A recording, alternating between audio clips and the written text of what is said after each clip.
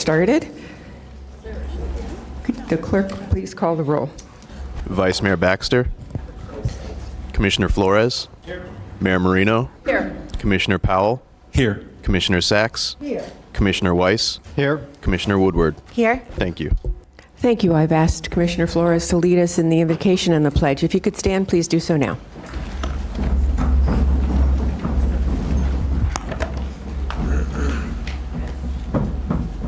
Dear God, as we gather here today, we pray that we, ever mindful of opportunities to render our service to fellow citizens and to our community, keeping in mind always the enduring values of life, exerting our efforts in those areas and in those things upon which future generations can build with confidence.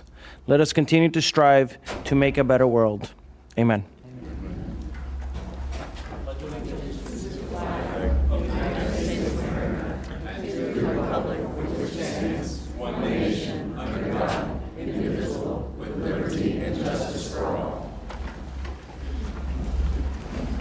Let the record reflect that Vice Mayor Baxter has joined us. Thank you.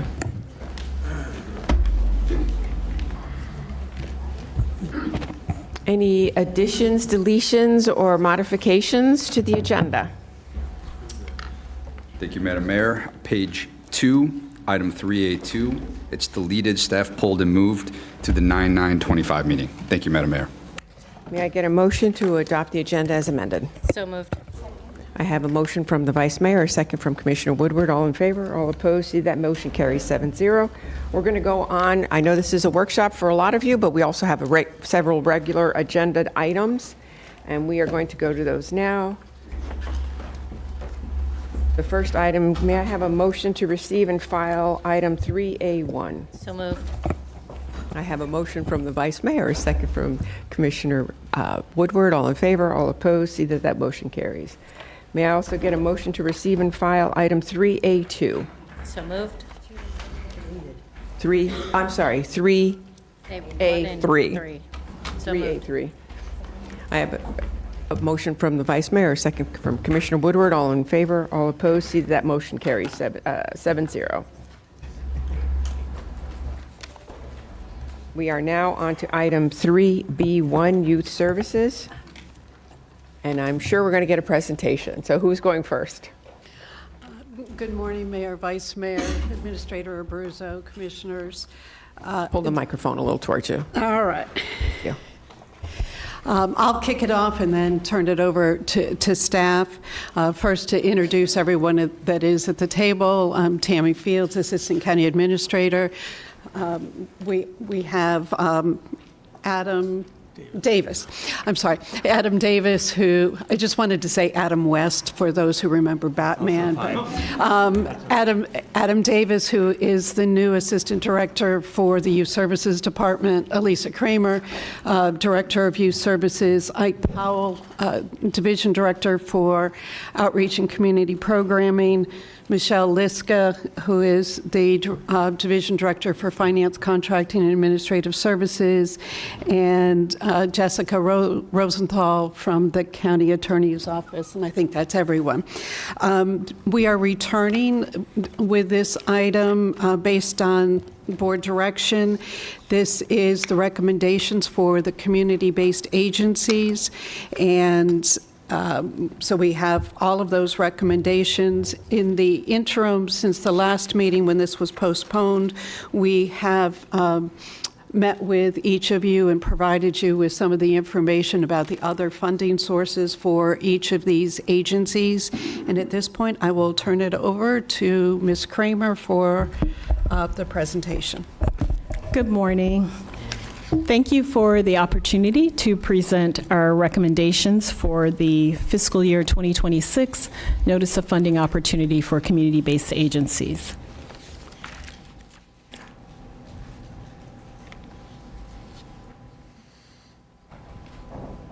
It's not working. Something's happening. Not advancing.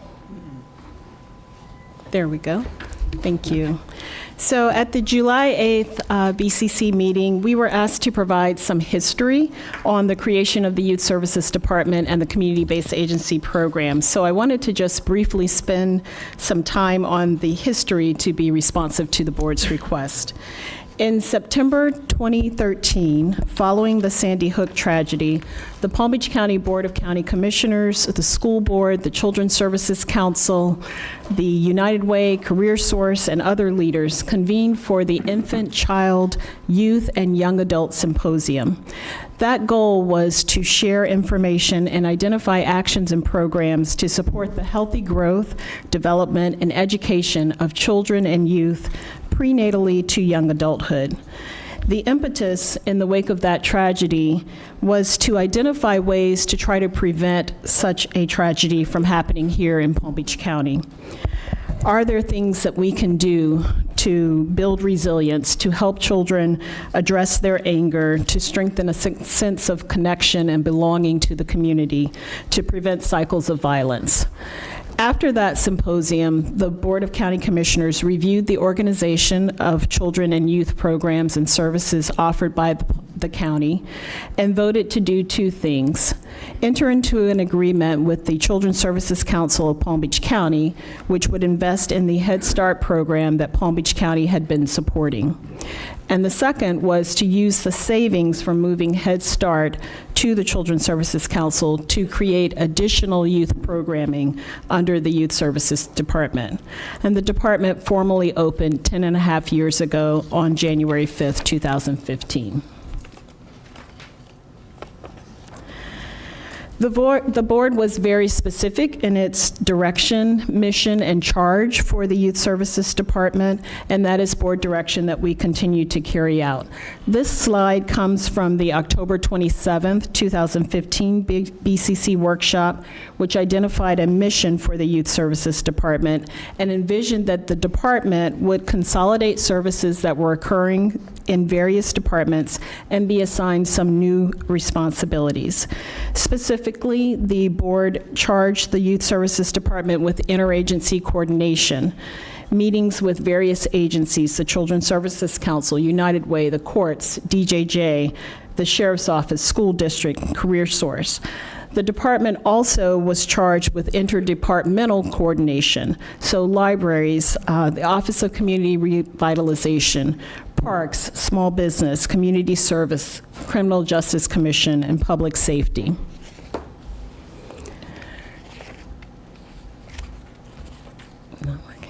So the Youth Services Department was created as an efficiency in part.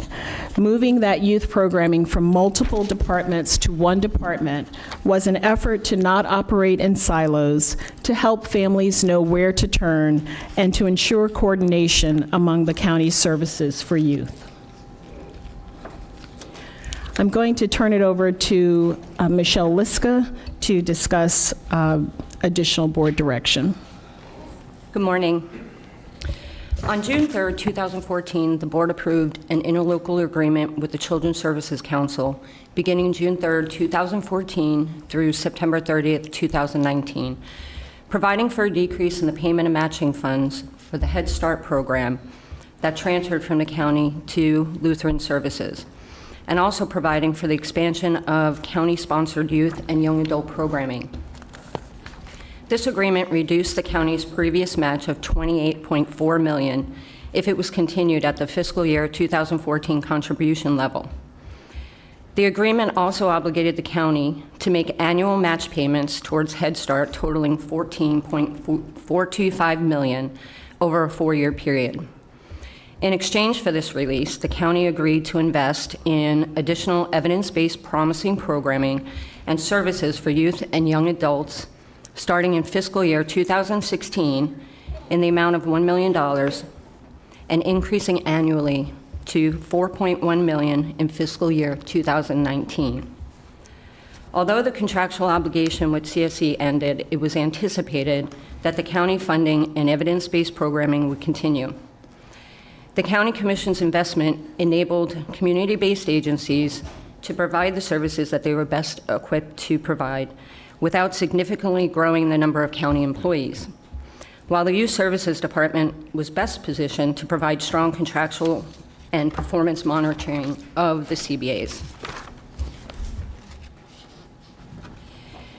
The board's direction for additional youth programming and interdepartmental coordination led to certain youth programming funds being transferred from community services to youth services, including the most recent behavioral health funding transferred to YSD for the proposed budget year 2026. The administrative code limits county assistance to 25% of the agency's total budget. Youth Services community-based agency contracts include this requirement, as well as language to limit administrative costs to no more than 15%.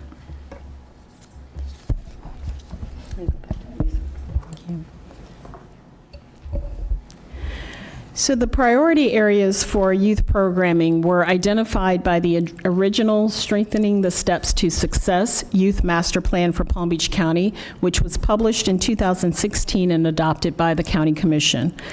After community conversations throughout the county, surveys, and data collection, the Birth to 22 United for Brighter Futures Youth Master Plan 2.0, which we commonly call YMP 2.0, was released in 2024 as an update to the original YMP.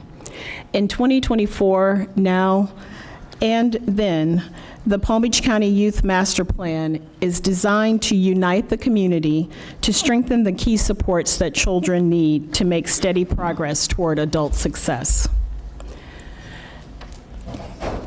The value of the community-based agencies can be seen in many aspects of our community, in the reduction of youth arrests and juvenile justice involvement, in the coordinated approach to youth mental health services and supports, in the collaboration across sectors to support internships, apprenticeships, and career readiness preparation, and in the strengthened access to prevention, education, and early intervention throughout communities by local trusted nonprofit businesses.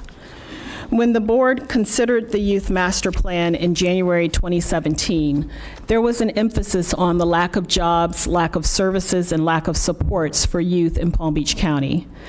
Community-based agencies provide activities and supports that combat adverse childhood experiences, and research has demonstrated that the antidote to ACEs is positive childhood experiences. So that's what the Youth Services Department and the nonprofit businesses we contract with tackle, many of those factors that contribute to youth adversity. What we do best collectively is prevent the worst from happening. So how do we measure, how do we quantify that? How do we identify that that is truly happening? We included on this slide an estimate of the cost Palm Beach County could face if childhood adversity went unaddressed.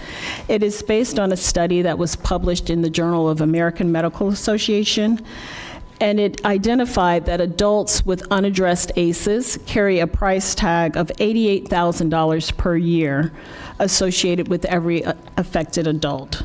63% of adults had ACEs in that study. So if we applied that in Palm Beach County to the 63% of our 286,076 youth under the age of 18, that economic burden could be nearly $16 billion. These are future potential costs that can be curbed with continued community-wide investment in coordinated services and interventions, including those led by the Youth Services Department and the community-based agencies that we work with.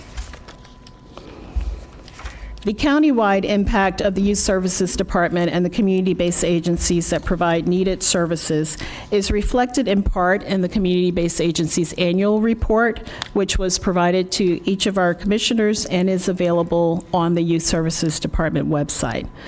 That publication identifies the outcomes our community-based agencies are required to meet and the number of youth, parents, and caregivers served by each agency.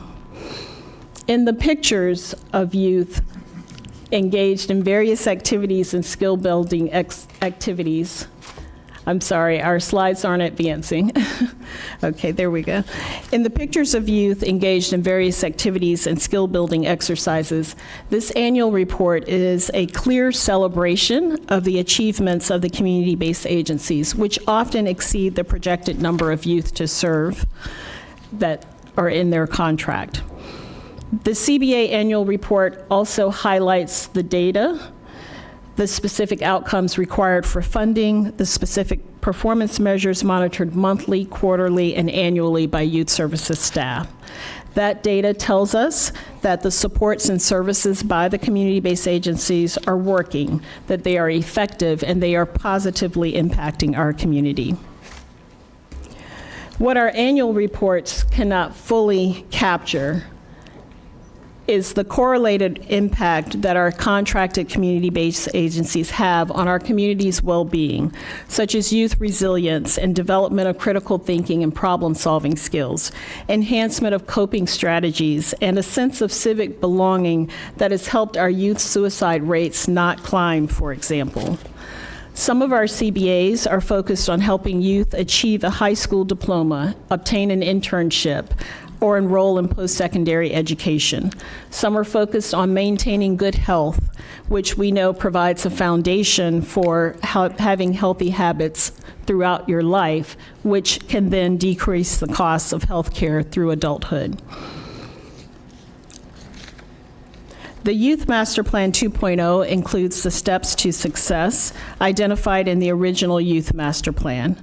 The steps to success represent 6 domains of child and youth development: physical health, behavioral health, academic readiness, social and emotional well-being, career readiness, and connection and contribution to community and society.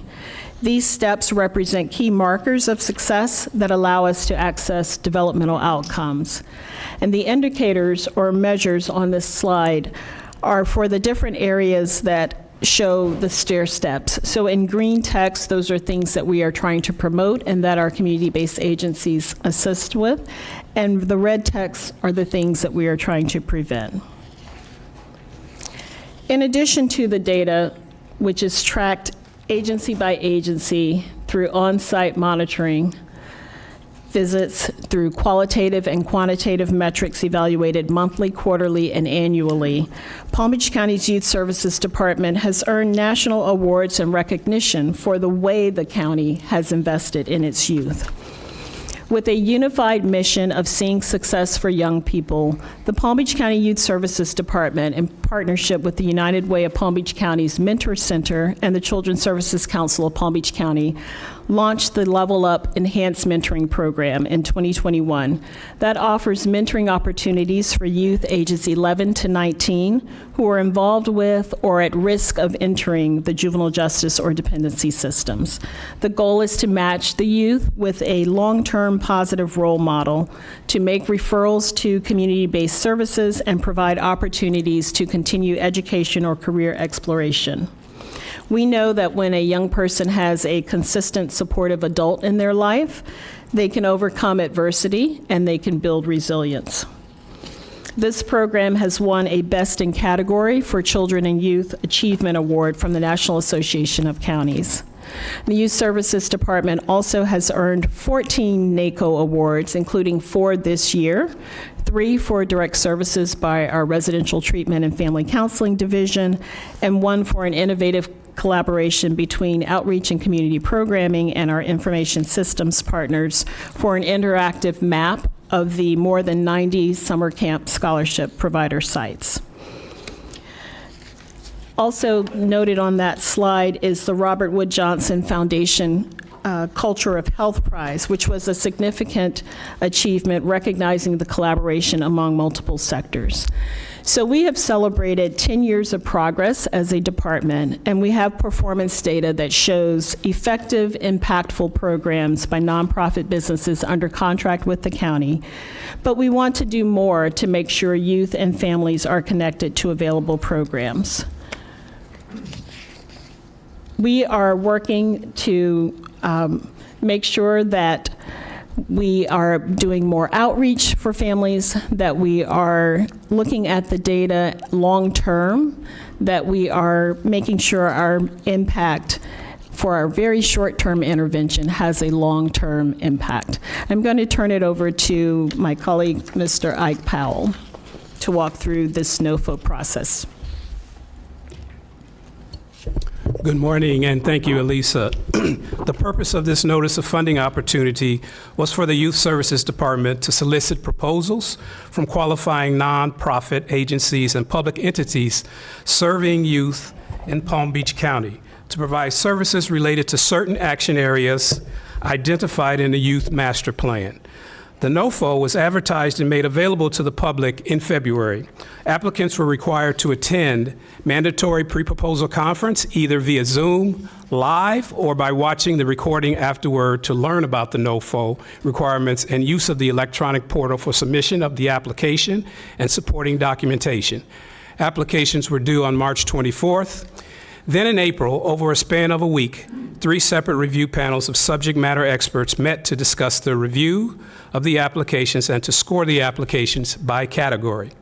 After reviewing the review panel scoring and recommendations and considering funding availability, the Youth Services Department recommended funding and posted those recommendations to the county's website on May 9th.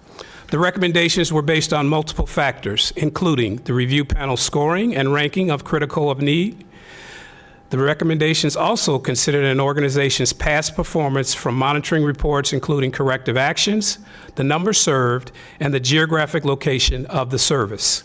With numerous high-quality proposals, the decisions were not easy. Our notice of funding opportunity was issued for 3 action areas: health and wellness supports, whereby ensuring access to healthy foods and exercise options address youth physical and mental health risk barriers. Ensure safety and justice was another action area, to provide intervention and alternatives to crime, strengthen prevention efforts to deter entry into the delinquency system, and promote healthy relationships, respect communication, conflict resolution, and family and social interactions. And then the third area was skills for learning in life, strengthening life skills that build confidence, support mental and emotional health, and youth to overcome challenges through quality out-of-school time programs. I'm going to turn this back over to Elisa Kramer. So the Youth Services Department addresses 4 of the Board of County Commissioners' 7 strategic priorities through each division and through our contracted community-based agency. This slide identifies those programs that specifically target a strategic priority.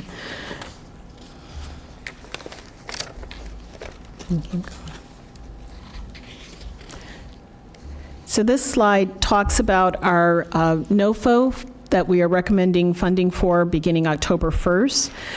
We received 48 total proposals.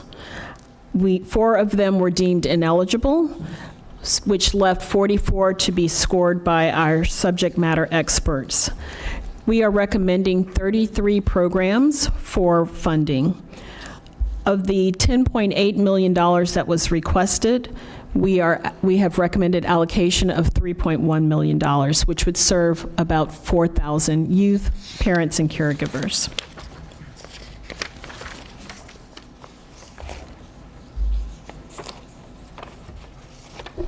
Under the Health and Wellness Supports Action Area, we received 15 proposals.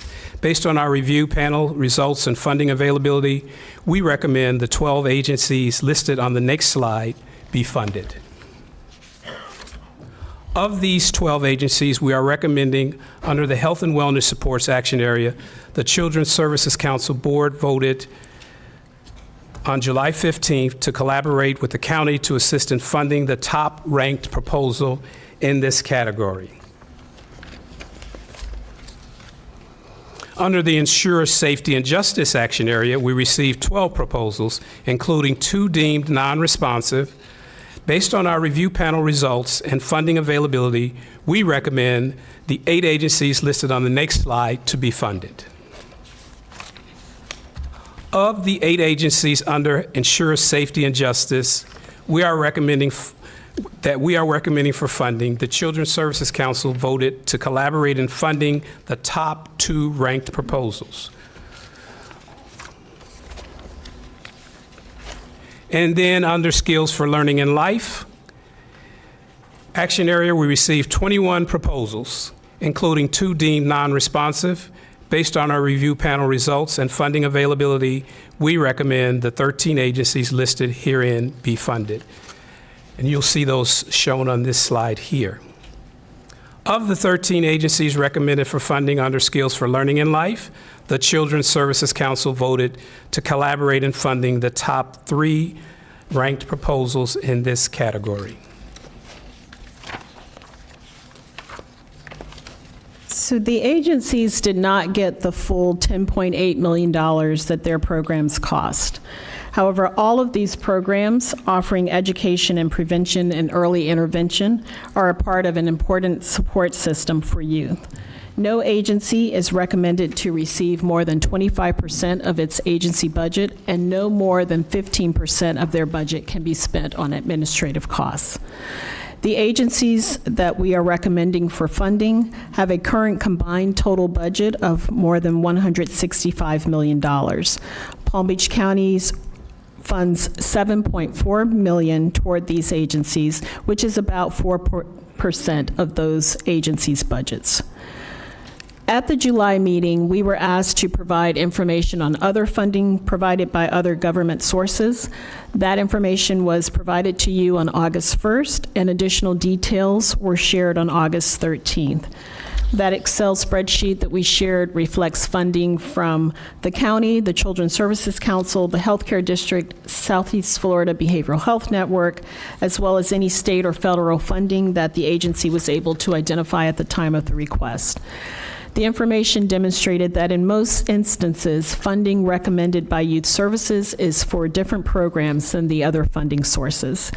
We appreciate the time that you have given us to meet with each of you to go over the spreadsheets in detail, and we appreciate your support of the Youth Services Department and the contracted community-based agencies that are helping to fill the needs of youth and families in our county.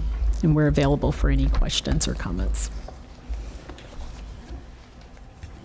I don't see any lights on for questions at the moment, but we do have 18 cards. And if everyone takes 3 minutes, we've got an hour's worth of public comment. So if you don't have to take all 3 minutes, we'd greatly appreciate it. I know that you all are here in support of our sharing our public dollars with you for your programs. And as someone who ran a nonprofit for 20 years, I understand how hard it is to get dollars and to raise dollars. So we do understand that up here, and we also understand that a lot of the agencies that are in the room right now and that are getting funding are doing things that we as a county can't do. And that is the reason we make these dollars available. I also know that some of the presentations were better than others. So if that is a reason why you may not be getting as much funding as you did last year, you always have to bring your A game when you do your presentations, not your B, C, D, or E game. So with that, we have 18 speaking cards, and Commissioner Woodward is at the helm. Thank you. And Okay. Vice Mayor Baxter gets to time everybody. All right, I'm going to call the first 6 cards. We have 2 sets of microphones. Pam O'Brien, Julie Seaver, Ellie Harrigan, Lisa Johnson, Julie Swindler, and Tracy Labgold. We have 2 microphones, so you can line up behind both microphones. Okay. Hi, good morning. Good morning, Mayor Marino and Vice Mayor Baxter and commissioners and staff. I'm Pam O'Brien, President and CEO of AVDA, also known as Aid to Victims of Domestic Abuse. I'm here today with Matt Tyler, our Violence Prevention Manager, Richard Perry and Marcos Fleury, our violence prevention educators, and our board immediate past chair, Vicki Mayen, is around here somewhere. I'm not sure she has a seat. But we are all here together to first say thank you so much from the bottom of our hearts for the funding that we have received since the inception of the Youth Services Program. Over the years, 2,248 young people in Palm Beach County have learned to lead with respect and healthy relationships, thereby preventing violence in our evidence-based program. Nobody can say it better than the youth, so I'm turning the mic to Matt for a brief moment. Morning, County Commissioners. Matt Tyler, Violence Prevention Educator, or Manager with AVDA. Also, husband, father of two, and resident of Palm Springs, Florida here. So what's kept me going for 10 years in this work is our young people. And I do want to just share and bring their voice here. What we do is we provide a feedback survey that allows them to write down their feedback on their experience with our program. So I'm going to share some of that with you today.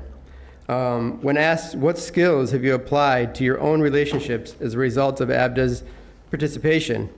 Quote, I have been a better friend/partner and have helped others in abusive relationships. Again, when asked, what skills have you applied to your own relationships as a result of the program? I now speak up when I see things that are out of place in relationships. It's something that I'll always carry with me. When asked, what did you like best about AVDA's programming? I actually learned something I can teach to others or even my kids later on. And when asked, how could we best support your peers to develop healthy relationships? I quote, I feel we need to get everyone involved as well because a lot of people need to know how to develop healthy relationships. So I just wanted to bring the youth voice here today for our programmings and thank you for support of the Youth Services Department and our programs. Thank you.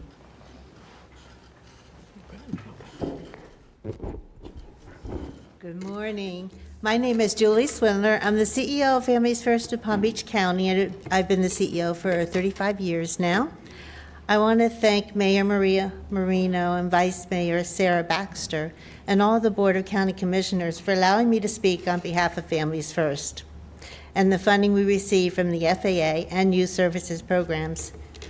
Our agency has enjoyed a partnership with the county for several years, and I just wanted to take a moment to share with you the results on your investment of the programs we serve countywide.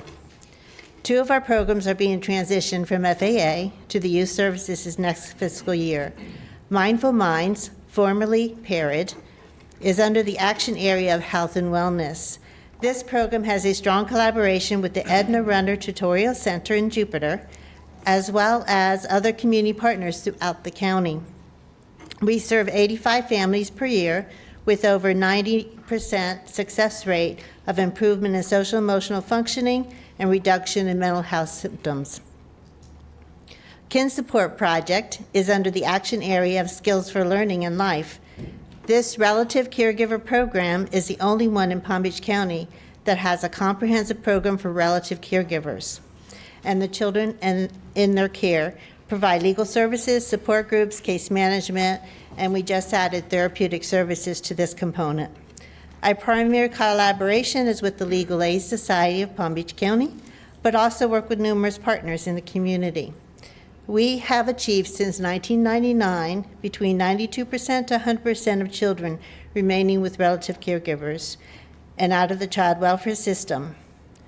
Through support groups, caregivers learn about social emotional behavior and education needs of their youth in their care and get the support from other caregivers going through similar experiences. The Youth Empower Secure program, which has been funded for several years with Youth Services, is under the category of safety and justice. It is a prevention and intervention program that works with the Department of Juvenile Justice, Palm Beach County Public Safety Department, and numerous other partners. We serve primarily the reentry and justice-involved youth.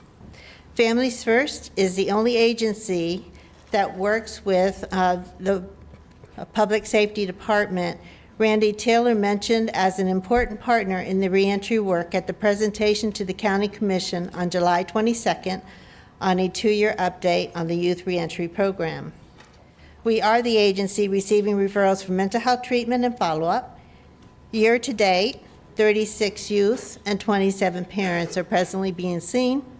We've seen an increase in parent engagement, which is challenging within this population. The agency is in the process of working with the new foundation to fund another therapist for this program. And I want to thank the County Commission very much for your support.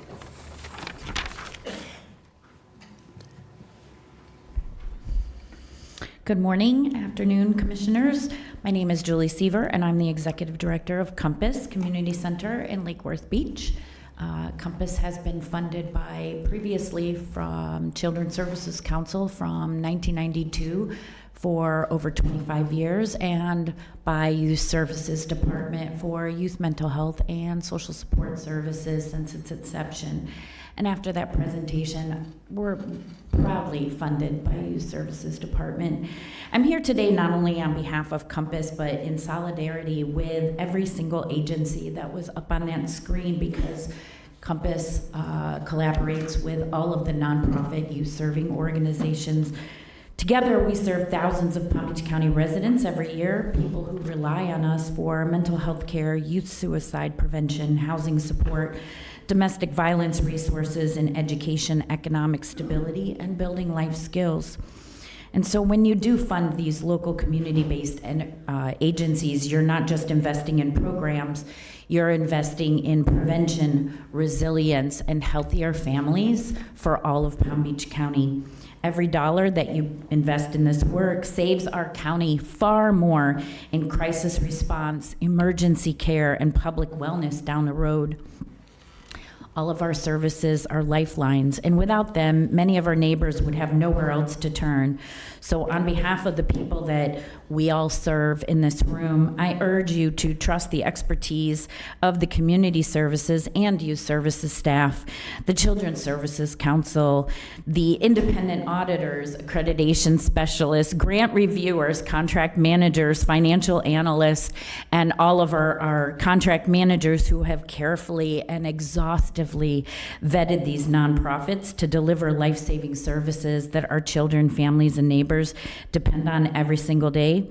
I want to thank you all for your leadership in ensuring Palm Beach County remains a place where everyone has access to dignity, wellness, and opportunity, and that DOGE has nothing on Palm Beach County. Thank you very much.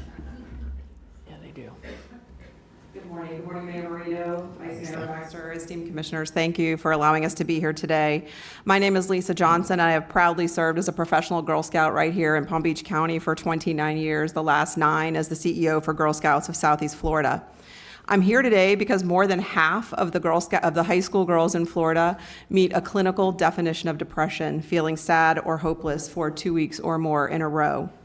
That's a 40% increase over the last 10 years. More startling is that 1 in 4 Florida high school girls have seriously considered suicide, a 60% increase from 10 years ago. Girls are also facing increasing rates of homelessness and violence and death resulting from overdose. The reality is that our girls are struggling in the classroom, in their relationships, and internally with mental and emotional health. And the intricate role that technology, and in particular social media, plays in their lives often exacerbates these challenges.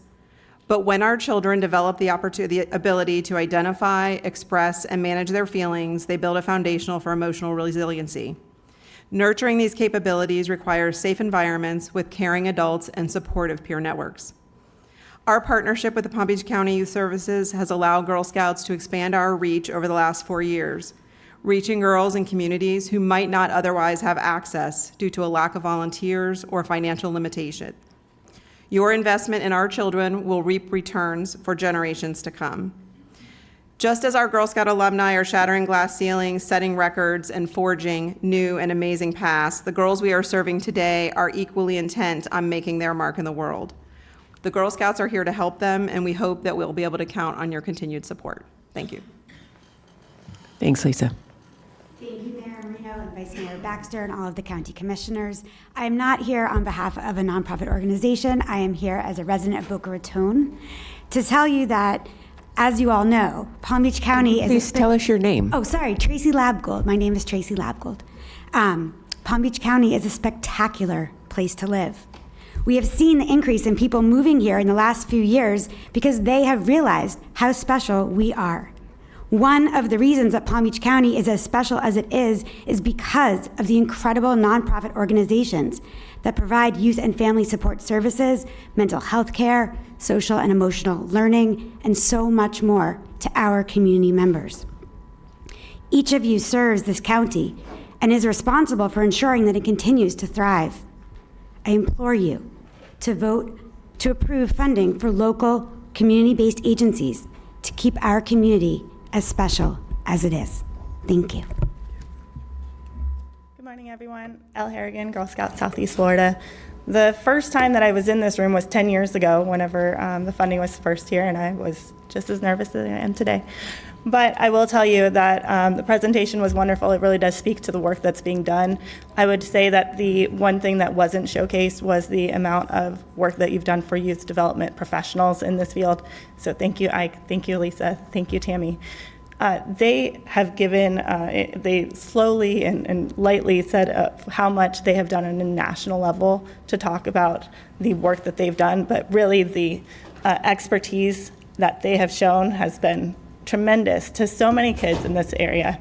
I've worked with them in several nonprofits, but I would say that this team is incredible. They know their stuff, and they push us very hard, many nights working on logic models in order to explain how we can do this, and it has made me a better professional for it. I know that it has made our teams better, but really the work that you've done for the youth development field is just extraordinary. So I hope that you continue this funding. Thank you for your time. Thank you. Okay, the next six, we have Margaret Bagley, Zayden Hogans, Jeff DeMario, Kelly Powell, Eric Robbie, and David Wetzman.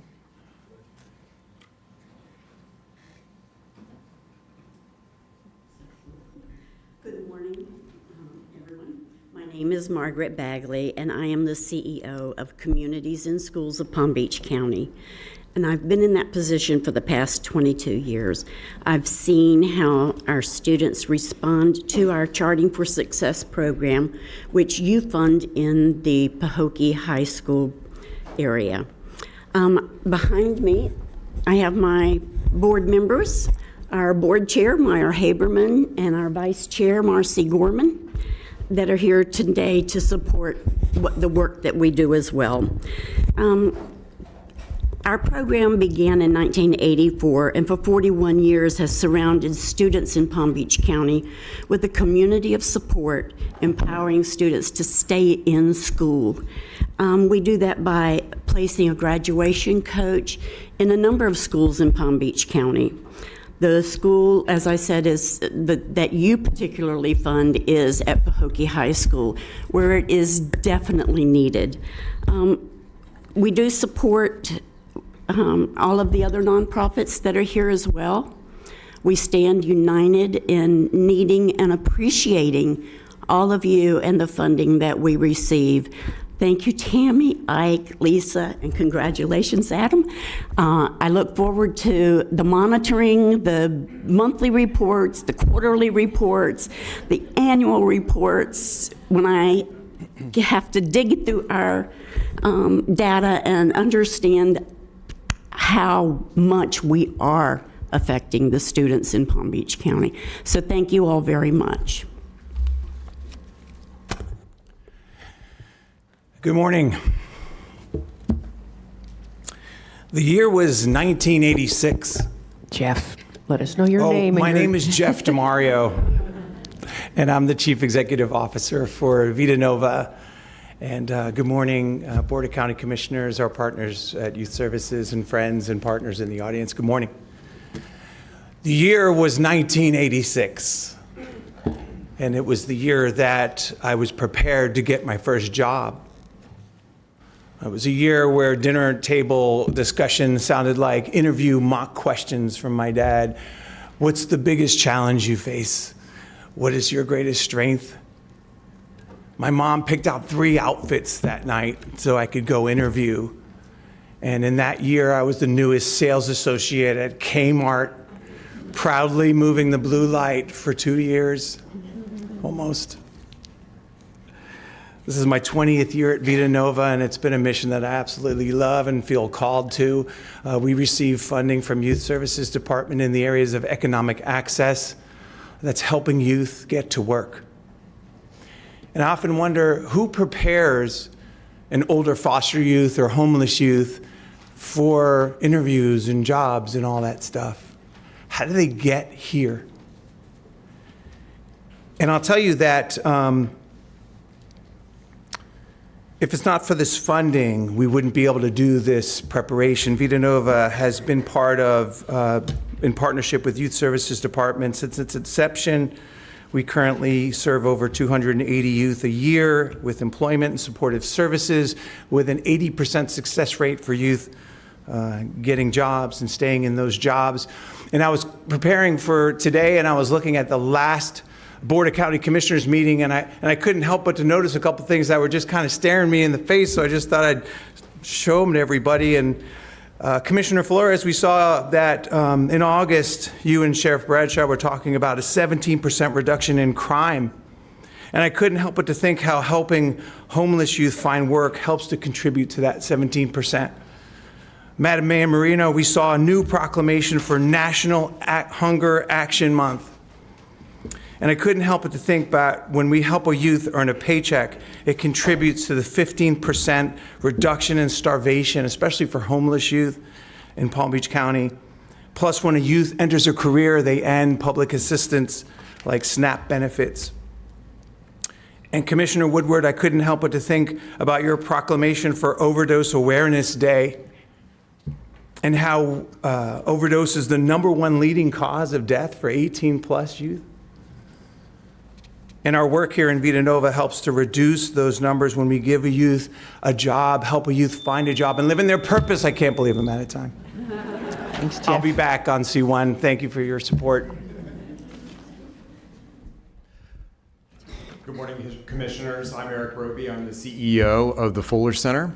And while our campuses may be located in Commissioner Sachs's district and also Commissioner Woodward's district, our services that we provide are enjoyed by families from all of our districts.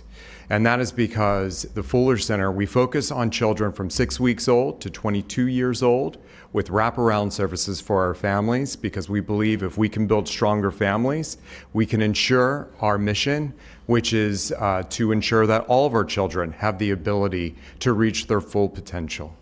And I could go over impressive stats of we have heard here this morning, and they are all very impressive, such as every year we help over 1,100 children. 3,000 family members. We serve 433,000 meals, much needed for the population that we serve. That the families that we help are hardworking families. That the reason why they have to travel from all of the districts is that they can no longer afford to live in Southern Palm Beach County. So the way that they are able to work in Southern Palm Beach County is by utilizing our services. And I get a little bit emotional, so please, I apologize. Because short of those numbers, what's really important here today are the families that we are serving. It is the families where 3 young children lost their mom during childbirth, and dad went into a deep depression. And it was only because of our teachers that noticed something was off, that dad got the services that he needed, and the children received the services that they needed. And now that family is extremely strong and still attending all of our programs. Without us, we do not know what would have been the outcome, but he was on the pathway of losing custody of his children. Another father who beat addiction. Unfortunately, mom didn't. So now he's a single dad. And the only way that he can afford to make the bills work and keep his housing is with the services that we have at the Fuller Center. And also with our apprenticeship program. We have 150 employees. We take risk through our apprenticeship program where we normally would not be able to do so, allowing mothers who are facing homelessness to start a new career, to break that cycle of poverty. And because of your support in the past and hopefully your support in the future, we are able to do all of those things. So thank you so much for your support for not only the Fuller Center, but all of our nonprofits that work so hard together to make this community better. Thank you. Good morning. I'm Zayden. I'm here volunteering with Vita Nova. I've been doing it for over 3 years now, and I love what I do. I'm 21. I'm here with Vita Nova, and I met them when I was 16, turning 17. I was struggling in school. I wasn't homeless, neither a foster child, but I was just a child who wanted to escape their environment due to the lack of support and guidance. When I turned 18, I got case management with the help of Vita Nova, and I started my first job and also starting to improve in school. After my birthday, I was prepared for job readiness, and I got help with transportation to and from work along with school. Every day, staff would make it their priority to give me transportation and also just get me through the door to get to my new career. Vita Nova worked with me with life skills, job readiness to connect me with companies that were looking to invest in young adults who were homeless in foster care and a high desire for success. Just like many of them, I was fortunate enough to get that company to invest in not only us, but Vita Nova's community as well for over 2 years until the company was sold and I moved away. Vita Nova resources are very helpful as I find they are available. They're partnered with trusted clients and their story is beautiful. Something about their story that helped me was their mission to create self-sufficiency and also their story about a washed up starfish. In conclusion, Vita Nova has helped me stay connected with many new employers in our community, and I'm very grateful for this chance that they took with me going into adulthood, gave me an equal opportunity for a new start towards employment. Thank you. Oh, and thank you everybody And it's else. always great to hear from whom we're helping. So we appreciate that. Good morning, Commissioners. My name is David Weitzman, and I'm a South Florida resident, and I have dedicated my career to working in the nonprofit field. I am not one of the organizations that receives the funding from the commissioners. However, I'm here in solidarity with those organizations and want to share a little bit about why those organizations need those funding. Those organizations provide essential resources and opportunities to local Palm Beach County residents and ensure that residents in Palm Beach County can live with dignity and safety. In preparation for today, I did research on all of the commissioners and saw that each one of you ran on a platform or have language in your bio that you are dedicated and committed to safety of the Palm Beach County residents. Ensuring this funding continues is a part of that. Please be the voice and continue the funding for these programs. Good morning.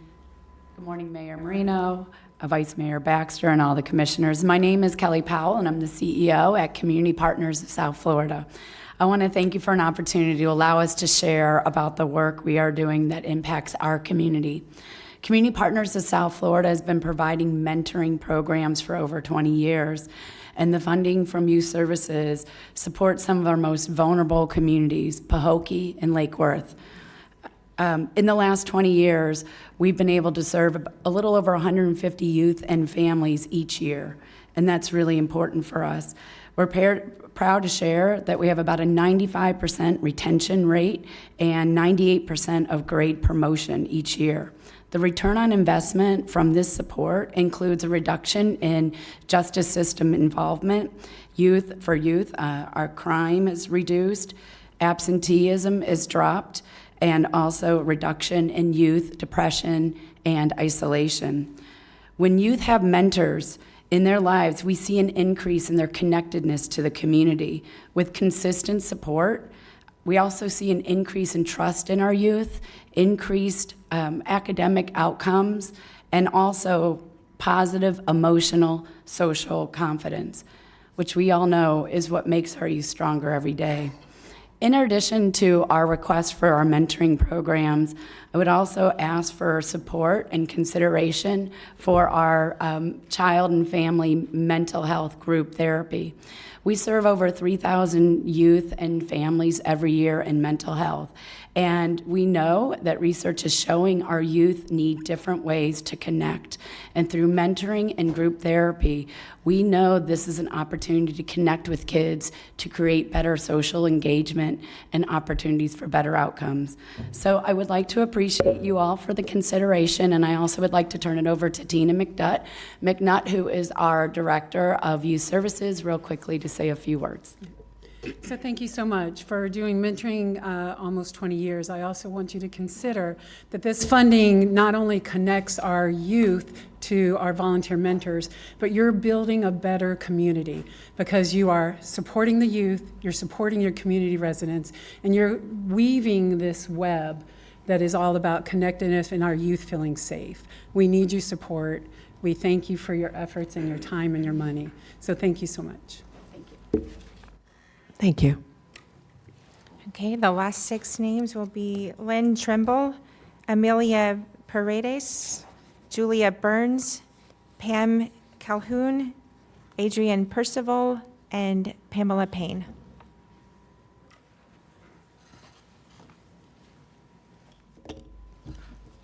Hi, good morning. I'm Lynn Trimble with Choice to Change, and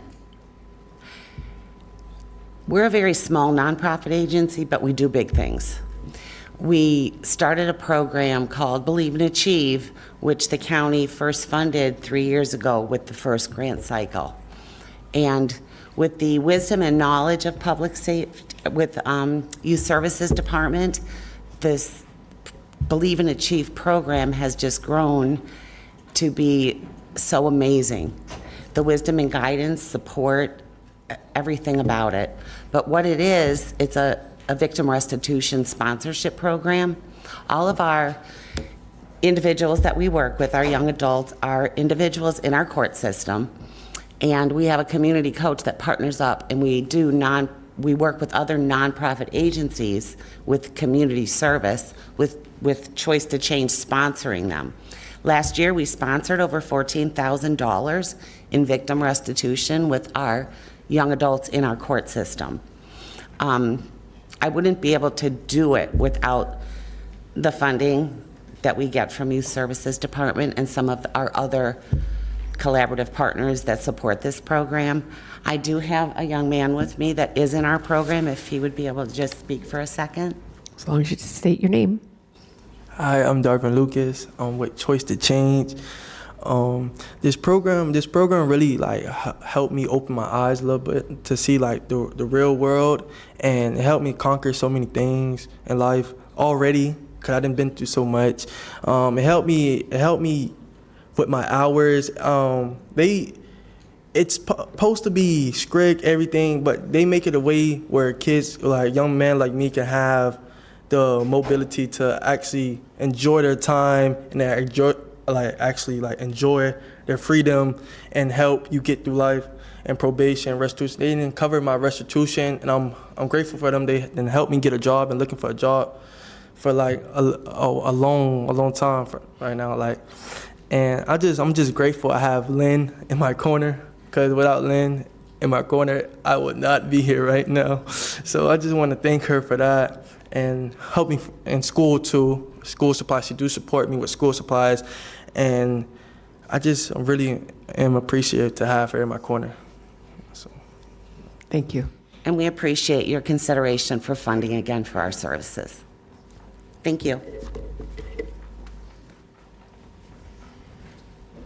Good morning, Mayor and Commissioners. I'm Reverend Pam Calhoun, a retired United Methodist minister, and I've had the blessed opportunity to serve Palm Beach County as one of our Florida United Methodist outreach ministries for 36 years. Since my retirement, I have continued to serve as an advocate, particularly in the area of hunger. In my 47 years of service in this county, I have been most proud of how we come together to work together to care for all people, particularly the least of these, our brothers and sisters.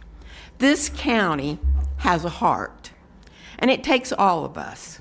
It takes all of us, private philanthropy, business, government, including schools and medical, nonprofits, faith groups working together. County government is an integral part of the heart of this county. Each of us depends on you. Please continue to be a part of our system of care. Thank you. Good morning. My name is Adrienne Percival. I get to be the president of Palm Beach County National Organization for Women, a Girl Scout troop leader, and the chair for the Industry Council for FAU's Women, Gender, and Sexuality Studies. So as an intersectional feminist, I request that you guys honor the recommendations that have been made to fund the children, all the children. The need is great. 2025 is scary. Whatever can be done for all the kids in our community is absolutely essential. I also have the honor of getting to work for Compass LGBTQ Community Center, where we say gay every day. And I'm reminded of a meme that I saw last year that said, we're not trying to turn straight kids into queer kids. We're trying to keep folks from turning queer kids into dead kids. So any funding that you're offering, thank you so much. We appreciate. Good morning. My name is Julia Burns, and I am both a proud parent and Girl Scout leader here in Palm Beach County. Girl Scouts is amazing because it gives girls the chance to discover who they are, try new things, and see themselves as leaders. It's hands-on, it's fun, and it builds courage and confidence that truly lasts a lifetime. As a troop leader, I've seen girls come in shy, I've seen them unsure, and I've seen them grow into leaders who support each other, they take risks, and they celebrate their accomplishments. As a mother, I've watched my daughter Amelia grow confidently, courage, wonderful friendships. She's learning every day that she can do big things, like write her own speech and come speak to you all today. That's what makes Girl Scouts so special. It's not just an activity, it's an opportunity. It's an opportunity for every girl to feel strong, confident, supported, and empowered. With your support, more girls in Palm Beach County can share the same growth and confidence. Thank you so much. Hi, my name is Amelia Paredes. I'm 8 years old and I'm Brownie Girl Scout. I love being Girl Scouts because I get to try new things. One of my favorite things I've done is camping. I get to do archery, canoeing, make s'mores, and sleep in cabins. Girl Scouts makes me feel brave and confident. I already know what I want to be when I grow up. Girl Scouts, yeah. Girl Scouts makes me know I can do anything. I want to make the world a better place. Girl Scouts makes a big difference in my life. I know it can for other girls too. Thank you.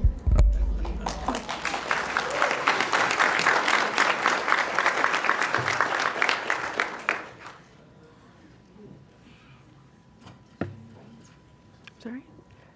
Campaign.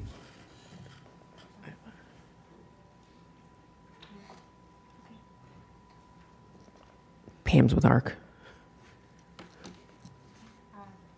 We have several non-speaking cards who said that they are available for questions. So, Thank you. All right, so board, it's back to us. There are no lights on. Does anybody have any questions for staff? Commissioner Weiss, then Commissioner Sachs.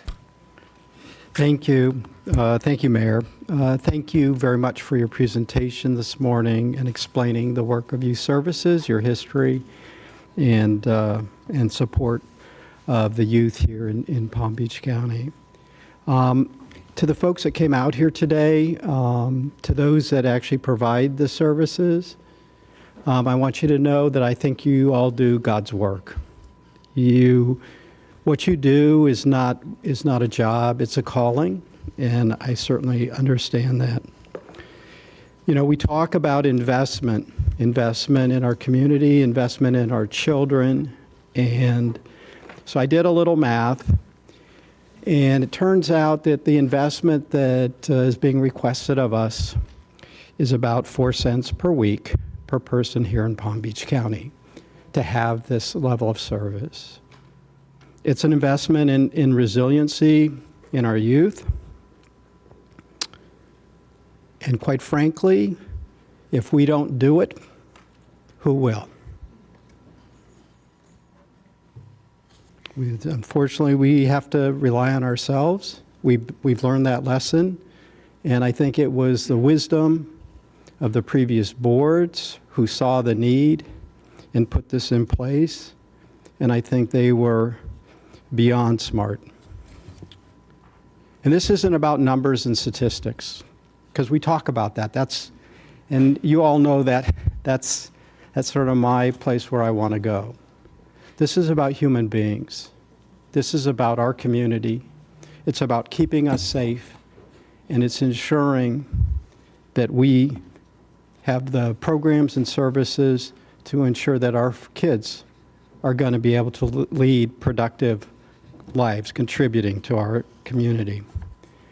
And then lastly, I think that, when I look out in the audience and so many of these faces, of your faces, I know you, I've seen you, I've worked with you, but you all work together. And that's one of the most beautiful things I see in this community, is our ability to collaborate. And so for that, I want to thank you all. And with that, Mayor, I would like to make a motion to approve item 3B1 as requested. I have a motion and a second. I still have some lights on. So, Commissioner Sachs? Thank you. This is one of the best days I've had here. What a beautiful thing to see so many people working so hard in nonprofits to make our community better. And you've done an amazing job. Thank you so much. I'm a mom, I'm a grandma, I'm a commissioner, and more than anything, I am a member of this community. Thank you for being part of the greater good of Palm Beach County. If I could, I would third that motion to conceptually approve this. I'm going to have a condition, though, and I'd like to see y'all work on Baker Acts for our children.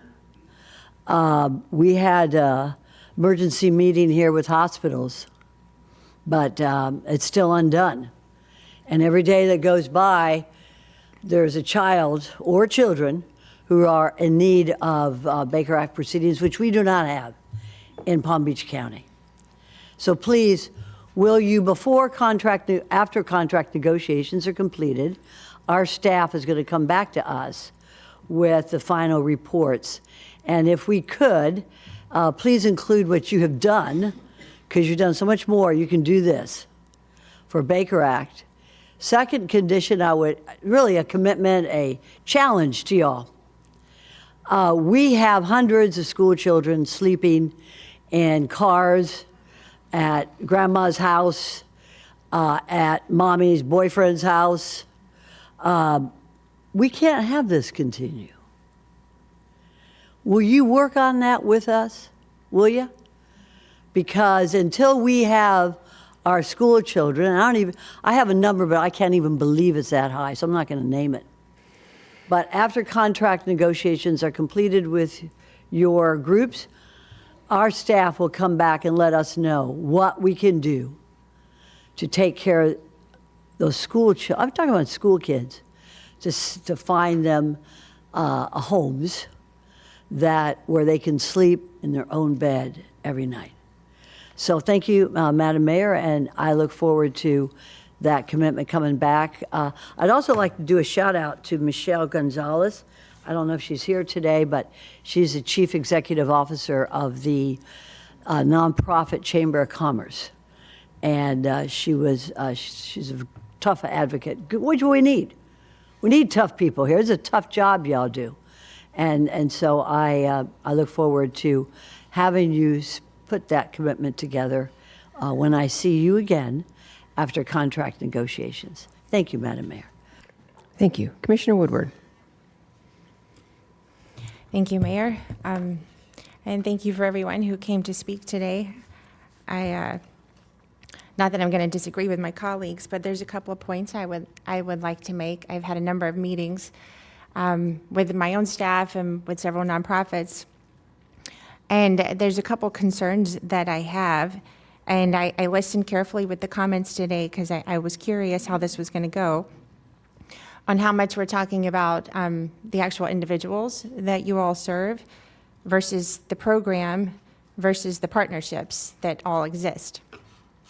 And the programs, I believe, are all they're good quality programs, and I am certain that the partnerships are working well with each other as far as collaboration. I heard that word a lot, and I believe it to be true. My concern is the individuals. And I know a number of members of this board and a lot of community members went with us on a trip to Dallas last year. And Dallas created a while back, it was somewhat of a data tracking. And I know, Commissioner Weiss, you mentioned that, this isn't about the data, but some of it needs to be, because we've done a good job on you guys reporting on what you do individually. And I know the reports, the monthly, the quarterly, the annual reports, those things are very, very real. My concern is that we're not actually tracking the individuals out there. And Dallas had put something together where they actually are tracking their kids from the time they're entering into whatever system they come into, including kids who don't actually need services ever until the age of 30, because they took the approach that their purpose for existing and doing what they do is to make sure that the kids, when become adults, and that they're really launching their lives by the time, the age of 30, that's a pretty good indicator that they have arrived and are becoming, successful members of our society and are ready to stand on their own 2 feet, whatever that looks like, whatever their dream is. And there are kids who go through the system and don't need any help. There are kids that come through and are fine for a chunk of their lives. I think one of the nonprofits mentioned people realized something changed in the children, dug into it a little bit, and realized that a big change had happened in their family life. These systems help us catch kids before they fall into a crack. And there are kids, and we know because of the birth of all of this, with the school shootings, that a lot of those kids had been somewhat touched by the system, and wherever they got into, they fell through a crack, and we missed it. And the only way that we don't miss it is we have to track them. And this isn't about invading their privacy, but it is about us keeping up with, what do we have, about 300,000 kids that probably fall in this category, this birth to 22. Are they all okay? And without, us really tracking them through all these systems, some of these kids may be touched by a number of nonprofits, and some of these kids are touched by none. And some of them don't need it, but then some of them may. And so my question for staff has been, what can we do to fix that? Because you've done a phenomenal job of working with the nonprofits, and they're proving their worth, so to speak, and they report to us. But how are we tracking our true success for all the kids in this county, all the kids that we want to grow up and to become the best versions of themselves, and that they become members of society who then are sitting out here with all of us and living their best life? And that's the question that I have. And I don't know how we answer that with this funding, but this is a 3-year set of funding. We're moving forward. It is a question we have to ask. And it's a question we need the answer to, not just so that we can be accountable to the taxpayers who are paying for this. That is part of this. But it sets us up for what happens 10, 20, 30 years from now. When I'm in my retirement, I want to know that the kids that are at that age, they're coming up through the system now. We didn't miss them. They didn't fall through cracks. There's no reason for look at all the nonprofits that are here. And there's so many more that aren't even in this room today. The network is there, the web that we've been talking about, it exists. We're helping fund it. We have charts here of all the different funding that goes into all of this. The money's in it, and are we catching them? And the only way that we're going to know for sure that if we missed them is if we do have another tragedy, and that's the goal. We don't want to get to that point. And those kids, we know, they were touched by a system because some adult in their life saw this kid's in trouble. But yet, there was no follow through. And that's the part where, and I don't know if you have an answer for me on that right now, But this right here, all of these charts, it's proof that the programs are working and the collaboration is there, but we're missing that individual connection for the kids that are out there. Do you have an answer for me on that? Okay. One of the things that has happened, and thank you for bringing up Birth to 22, because one of the things that has happened with Birth to 22 is this report. It's the Palm Beach County Indicators of Child, Family, and Community Risk, Well-Being, and Access to Support. It is published every 2 years and is filled with a lot of data. The data that is included, we are getting from many of the organizations. We're also getting it working closely with the school district, Children's Services Council, Youth Services, and some of the federal statistics that are available. Things that are tracked in this is the number of children that are born healthy, their attachment to caregivers, that they're ready for school, that they're healthy and active, the access to after-school programming. That's just a few examples. What you're asking, though, is on a per-person basis. This is more disaggregated data, tremendous amount of information that is put together every 2 years, but we will take your comments back to the Birth to 22 Steering Committee and see what we can develop that will be able to track individuals on a more individual basis, of course, protecting their privacy rights as we go forward. So we will take that back to the steering committee to see if there is a way that we can individualize the data beyond the disaggregated data that we have here. Okay. And however this begins, I mean, we should come from a place where we're considering HIPAA, so that we never get to the point where we have to go backwards and do redactions. Like the privacy of the individuals needs to be like step one in this. But again, and a lot of these programs, we know if a child's parent becomes incarcerated, we know. Yes. That kid's going to need help. But some of the kids who have gotten themselves into trouble or have taken actions in our society that shock us, they're in affluent schools, or they're in an area where it seems like they should be fine, and they're not. So how are we making sure that this is spread across? Because, when a kid gets in trouble and they get to that point, it's not always apparent why from statistics.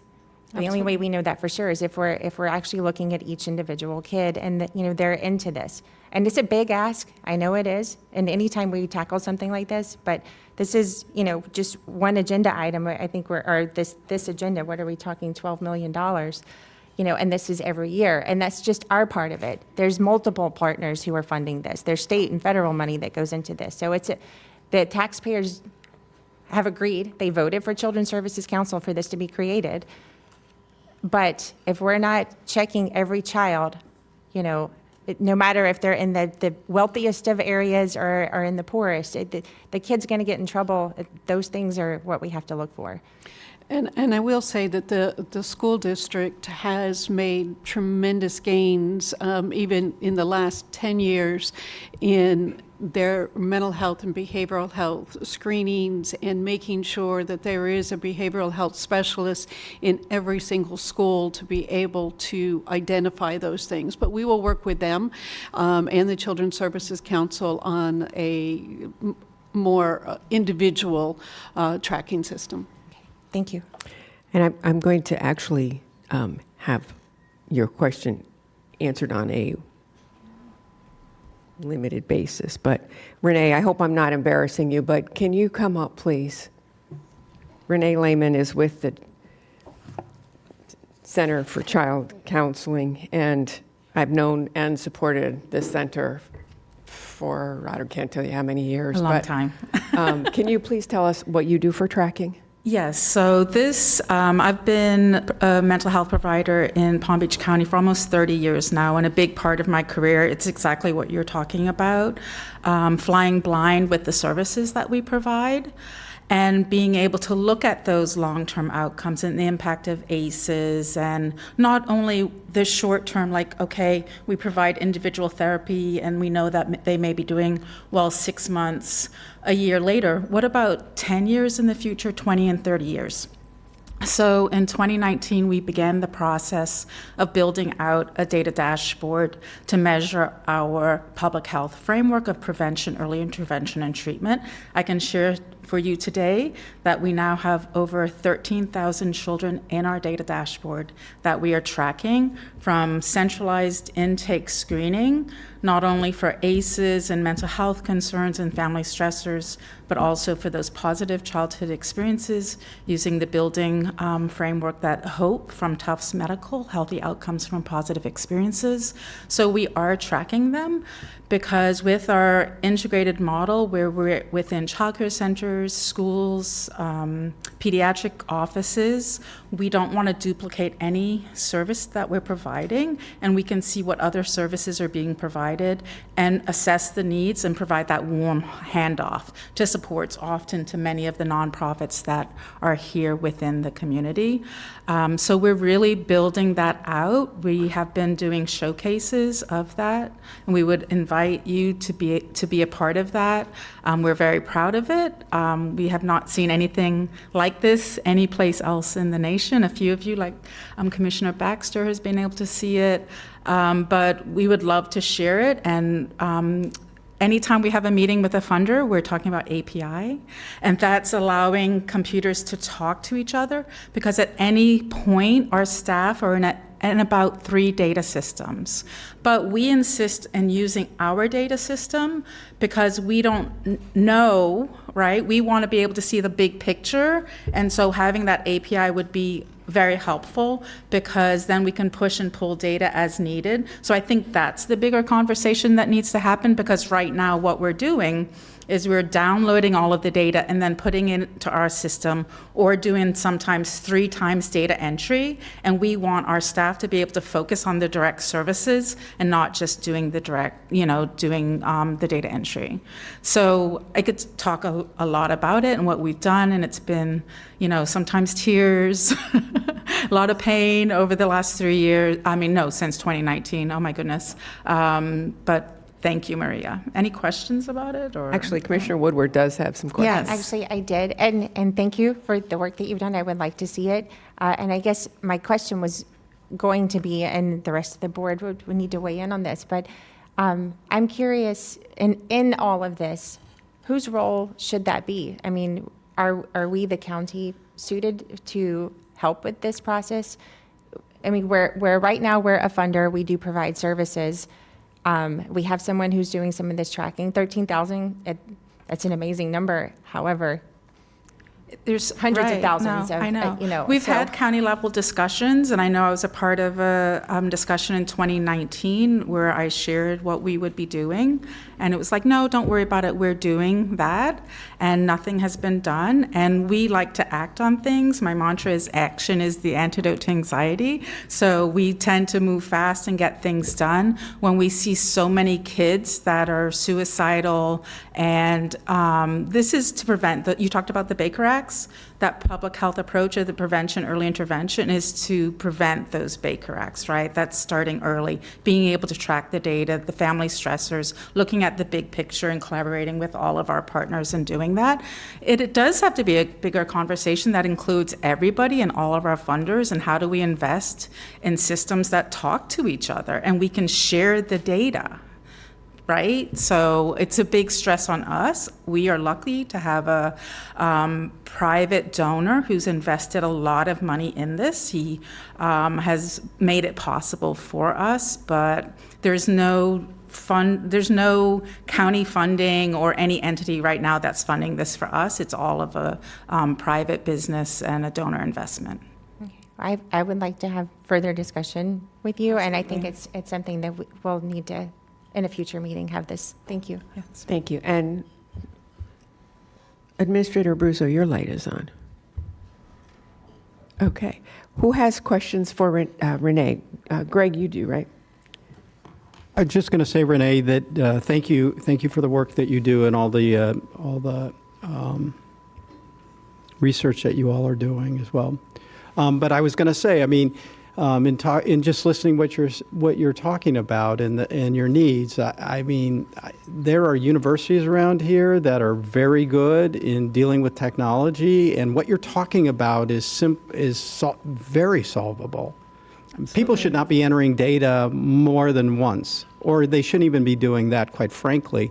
And we have the tools available today. But if your system doesn't have an API, that's APIs can be created. Exactly right, but using this technology. You don't need coders anymore to create these APIs, but that knowledge exists within our education sector here in higher education.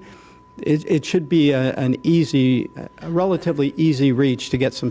Sometimes, but there's HIPAA that becomes a lot more complex than. I'm just saying that. I know. There But are that's resources. the bigger call to action that I think as a community that we need to discuss. And we partner with Florida State University, and they're actually doing research on our model and what we're doing. And we're in our data dashboard looking at that. Yeah, okay. All right. Well, I know that we have hackathons going on where they're trying to help nonprofits and that sort of thing. And so there are people looking to use their skills to help other organizations. So. Yeah. Renee, thank you. And Thank you. I didn't mean to put you on the spot, but I No, just wanted to show I'm used to that, it, you know, I mean, I've known you how many years now? But just Thank wanted to you. show that there are ways, and as a community I mean, when you say we have 7,000 nonprofits in our community, we say that for a reason. It's because this is where the money is. So people come and start nonprofits here. We have to make sure that the nonprofits that we're helping are really do have an impact in the community. And when you think that you know, the state legislature gives money to nonprofits also. I mean, they wrote a check to Elves for Autism for $1 million this year. So us being on board helping the nonprofits is something that you know, a partnership is a partnership. And again, this is not something that we want to do. We don't want to be doing these programs when there's people in the community that do the programs. So that's the whole reason that we're sitting here today and talking about this. But monitoring it, as Commissioner Woodward brought up, and thank you, Renee, again, for letting me call you on the carpet. There are opportunities for that, and maybe Commissioner Weiss can continue that discussion in the future. I do have more lights on. Vice Mayor Baxter. Thank you, Madam Mayor. And thank you for all the nonprofits that came today. You know, it's really easy to sit up here and support anything that supports children. As a mother of two, I love kids. I love helping them. It's also really easy for us to forget a bigger picture here, that regardless of how we support them, they're all taxpayer dollars. I've made this argument a couple times now, and to Commissioner Woodward's point, we do also have the CSC, which is the Children's Services Council. And that was a taxpayer-voted special taxing unit. So they get their own millage rate, and we set it every year. It's one of the boards I'm on. And they get roughly $150 million a year to help children. That is amazing, and I couldn't think of a better way to do that, and the taxpayers voted for that. One of the things I've pointed out on this board a few times now is that we shouldn't be, in my opinion, in the children's business. One of the things I have recently discovered, though, is that the Children's Services Council focuses mostly currently on 5 years and under. We have this program that has come to us that is focusing, or we are spending more of our dollars on the over 5 years of age, but also have been working with the Children's Services Council to adjust to also include the children over 5, but we're not there yet. I will say that it is easy to sit here and also forget the people at home. We forget that there are senior citizens living on fixed incomes, roughly making $2,000 a month, and then they have an $8,000 a year tax bill, who are splitting up their medications, who can't afford to take them because our taxes keep going up. So we need to be very cognizant that when we spend money, it should be the most effective and efficient to help residents. And how do we do that? We partner I'm getting emotional, so forgive me. We partner with private sector people. So I want to thank the nonprofits that come here and help us to do this in the best effective and efficient way possible. It helps us keep those taxpayer dollars down, but at the same time, we want to make sure that nonprofits are being held accountable, because there are some bad actors out there that don't necessarily do what they say they're doing. So I want to make sure we work with staff and we work with them, and we make sure that those taxpayer dollars that are being spent to help these children are serving the children and are not just getting wasted. I would also still like to continue us as a county moving out of youth and funding them, because at a self-funded source of $150 million a year, I don't think this should continue to come to us, and I would like to see us reduce this amount going forward year after year until we can get it fully under the Children's Services Council, where I think that's what taxpayers voted for. They wanted these dollars under them. I am going to support this today because I feel the nonprofits here do an amazing job, and they're doing a great job. But as previously stated by Commissioner Weiss, this was put in place by a previous board. And those boards got to meet with and hear from and understand all the programs and what those nonprofits do that they voted on. We as a newer commission did not. So going forward, I would like to see more information brought to us. I would like to see what they're doing different, because if we have 10 nonprofits providing the same exact service, why are we giving 10 different people the same money to do the same thing? We need to get rid of duplication. We've recently had Doge come visit us. I'm sure we're going to get a report on our efficiency in the county. They're going to come to us and say, why are you doing this? How can we explain spending taxpayer dollars from the CSC and from the county on what is supposed to be the same demographic? So going forward, I'm just asking staff to please be cognizant of that, and cognizant that these are not our dollars. These are what taxpayers pay in. And I don't believe that we should be having a duplication of services within that realm. We really should be considering those people at home that can't afford these taxes that keep going up year after year. We did cut millage rate, but we know how that goes too. It is one of these things that I want to make sure that we are understanding. There are people barely staying in their homes, people can't afford medications, and they can't afford food. It is, again, the easiest thing in the world to sit here and support children. The easiest thing. The easier thing is to forget that there are other people that can't be here today that we also need to support. So thank you, guys. Commissioner Powell and then Commissioner Flores. I should turn it on. Thank you, Madam Mayor. And I'm in contrast to Vice Mayor Baxter on this particular issue. I do believe that it's our responsibility to make sure that we are funding organizations that are looking out for our children. Children don't choose to be here. I know that a part of the order that we had from July 8th was to look at the duplication of services between the Children's Services Council and what the community-based organizations and youth services are doing here at the county. I also am challenged with the understanding that many of the nonprofits that you all are working for or working with or servicing are not sole source. You know, it's not just that you receive funding from the county. It's not that you just receive funding from CSC or maybe even, and I'll tell you, Mayor, when an organization receives funding from the state, I can tell you that's a painstaking process to get anything through the budget, especially for a nonprofit. To get money from the state is not easy.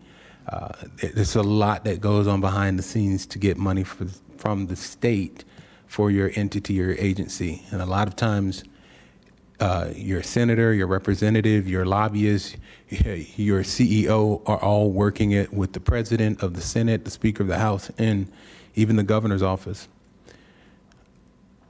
The challenge, I know so many of you, we've worked together, I've spoken to you. Young man, I want to applaud you for having the ability to come up here and speak. That's, especially as a young person who does not do this every day, it's very challenging to get up and even get your thoughts out. And I've been doing this for a long time. Sometimes it's difficult for me to get my thoughts out. I need to be a little bit more concise sometimes, but there's a lot that goes into this. Jeff DeMario, my wife's leadership Palm Beach County classmate. Jeff, you and I ran into each other several years ago when I was in the legislature. I don't know if I was in the House at the time. And one of my interns was a young man who had gone through Vita Nova. I didn't know that at the time. And the impact of when Jeff walked into my office and they saw each other, and that young man went on to graduate from college and come back to Palm Beach County and is working in the county and has done a lot of different things. The one-on-one, you cannot put a quantitative measure on a qualitative issue and qualitative responses. I heard someone speak earlier with regard to the sheriff and the crime rate in Palm Beach County going down. I'm always challenged when we look at the crime rate going down and we look at one variable and we say, it's because of the great work of the sheriff. And that may be partially true. But there's something about statistics. You can make statistics do whatever you want them to do when you do numbers. But I can tell you a lot of the organizations that are in this crowd today, the work that you've done by keeping people either off the streets or mentally stable, sometimes we cannot quantify that. And we look at the data and we want to follow the data for the next, we're looking at from birth to 22, but maybe from birth to 30. Those are things that you really want to account for.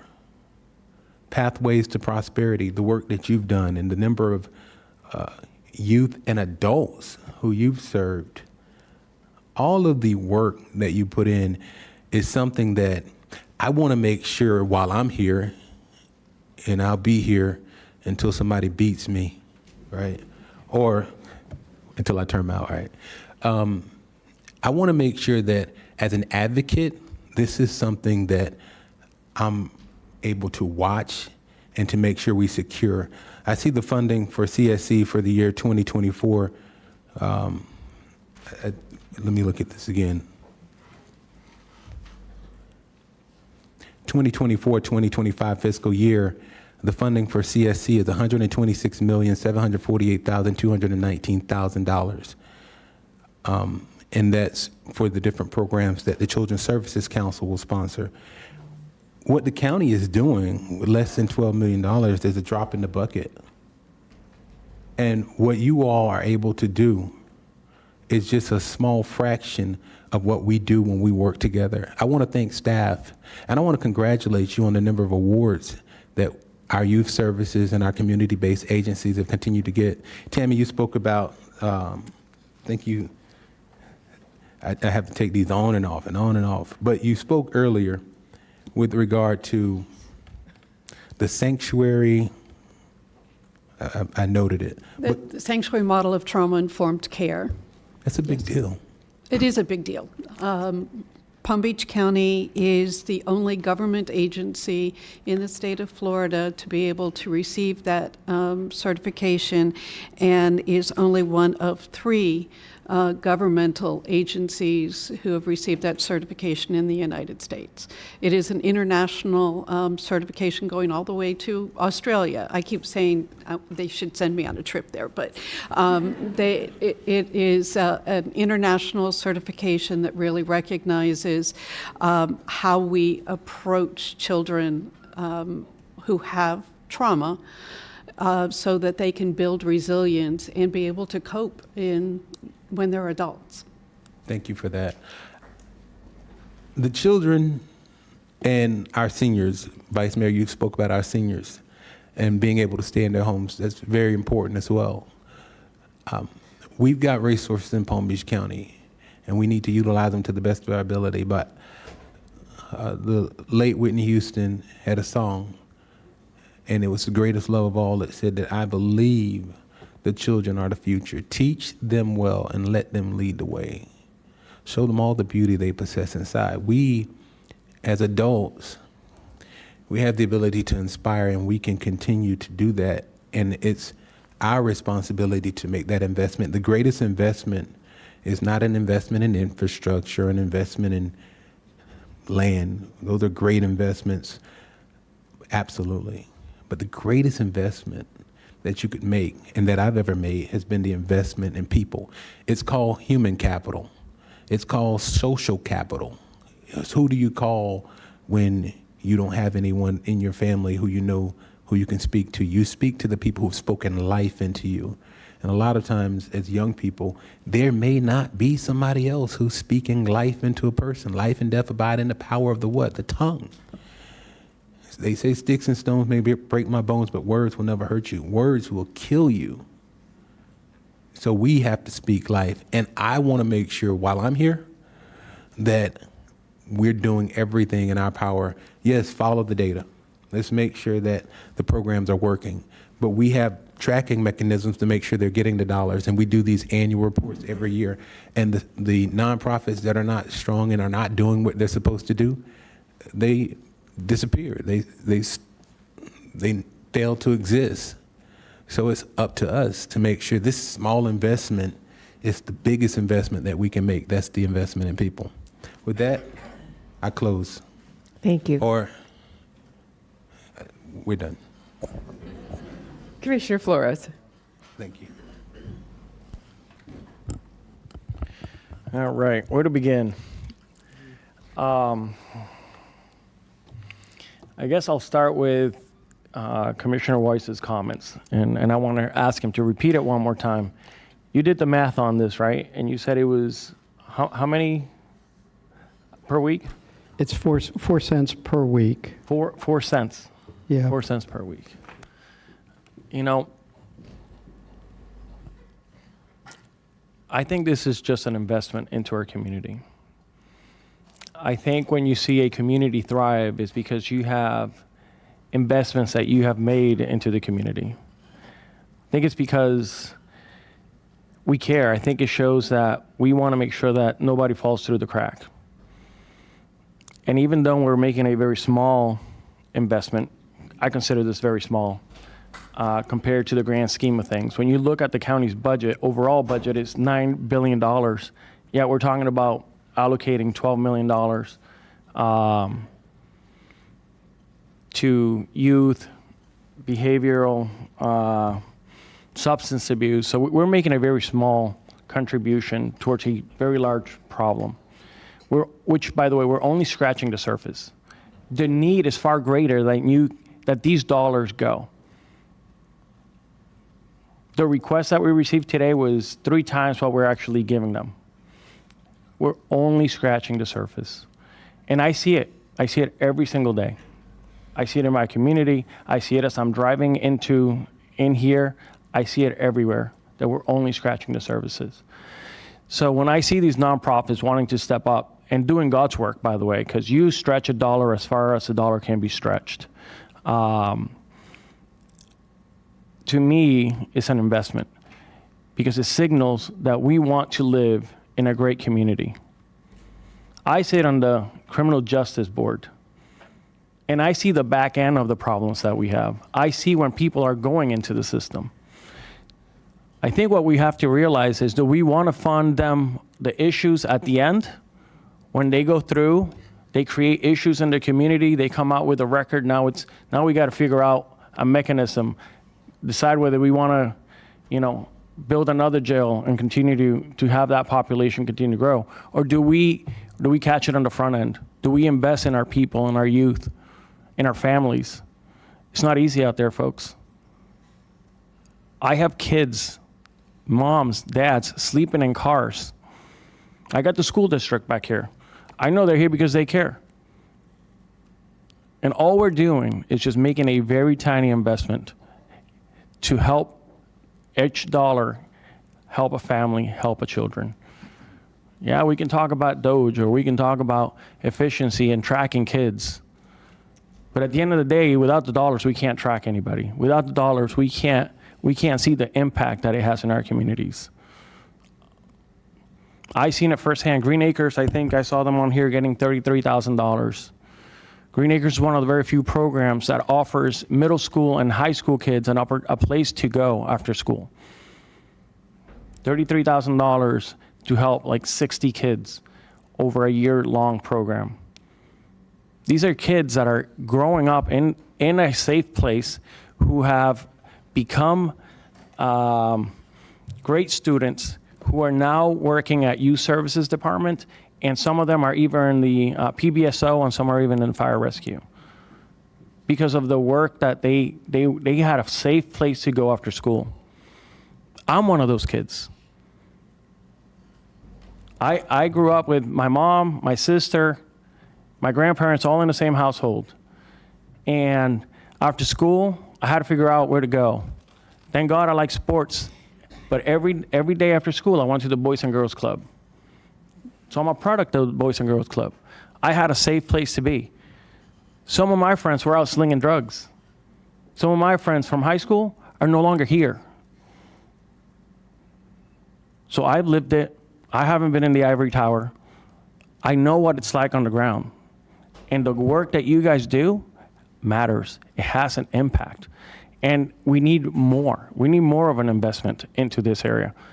So if we have to pay a little tiny millage more to just make it go to our youth and to our families and to the parents, I think you talked about a parent who lost his spouse. Those stories are real. So I am in full support of this, as you can hear. If we need to track the kids, let's figure out a way to do that. I'm all about data tracking, but thank you for the work that you guys are doing. Appreciate it. Thank you. Administrator Abruzzo. Thank you, Madam Mayor. And I wanted to thank Senator/Commissioner Powell for explicitly pointing out staff. They have, in my extreme brief time here, I saw firsthand how you all work so hard really in three key areas. Number one, organizing the material for our board to make whatever decisions they deemed appropriate. And then, of course, working with our community partners in the nonprofit world and all the time you put into vetting them and making sure they are doing what they are supposed to be doing for our community, and then, of course, our government partners. So thank you, Madam Mayor. I just wanted to thank our staff, especially Deputy Administrator Fields and Director Kramer, your entire team, everybody at the table, and those who aren't with us today who are working diligently in your department. Appreciate all your hard work. Thank you. Thank you. And I think I'll wrap this up with a story. You all have heard me over and over again talk about the Runner Tutorial Center. Years ago, the county did a $600,000 matching grant to that center so that we could build 3 classrooms. We had to actually raise more than $600,000 because, of course, it went over budget, and permitting took a really long time, just saying. And there were a lot of things that happened along the way. But what that did for the center was actually double the amount of kids that we could take. So we went from 60 kids to 124 kids. And when people ask me how many children I have, I always say I have 124 because I was never able to have children, but always donated my time and my resources to agencies that take care of kids. Again, thanks, Renee. So that center doubled in size. And that meant our impact to the kids in that community, kids that might be from a single parent household, might be living with a grandmother or a grandfather or an aunt. We were able to double the impact of the kids that we could help. And, oftentimes an agency does a little bit of mission creep because of something that's happening in there. And the Tutorial Center actually did a little bit of mission creep, but with good reason. Because we were able to expand the footprint of the property, we were now able to start programs for the parents or aunts or grandparents of these kids to learn how to interview so they could go and get a job, have community meetings in the center so we could bring in everyone from Limestone Creek, this is where we actually have our, a lot of times we have our Limestone Creek community meetings at the center because now we have the ability to have the room. So when we talk about the investment that the county is making in our kids and our families and whatever programs that we're doing, I'm just giving an example of how that agency has helped. And not only that, a lot of the kids that have come through the agency come back and volunteer, come back and tutor, have come back to be employees, have gotten their masters and their doctorates. So when you talk about having an impact in the community, this one so does. And so do a lot of the other agencies that are in this room today. There's a lot of dollars that you all need. We know that. I am one of those people that is always trying to look at where we can cut tax dollars. But if we invest here now, that saves us in the long run later from when we have to try to care for folks that, if they had been paid attention to earlier on in life, where it's a lot less expensive to give them care and nurturing than later on in life when they may be incarcerated, or the mental health or the physical health and well-being of folks carries a larger price tag. So I see no other lights on. We have a first, a second, a third, a fourth. All those in favor of a motion to conceptually approve 3B1, aye?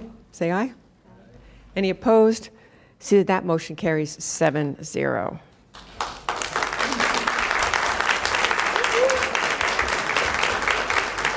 I know we might have a little change in staff. There may be a few people. We are going to go on to item. Mayor, if I may? Yes. Before the staff leaves, please. I did make a commitment. I asked you to make that commitment to us and the County Commission for those two issues, Baker Act and housing for our children. Thank you. I just wanted to make sure that was clear. Thank you. So we're going to move on to item 3C1. And I just wanted to say that we're going to try to do a hard stop at 12:30 for lunch, and then we'll come back after that. So we have 16 cards. Why don't we just 17 cards? Everyone exit to stage. Well, it would be my right, your left. We appreciate all of you being here today. We did have a little change in staffing. We've had a couple of commissioners walk off at the moment.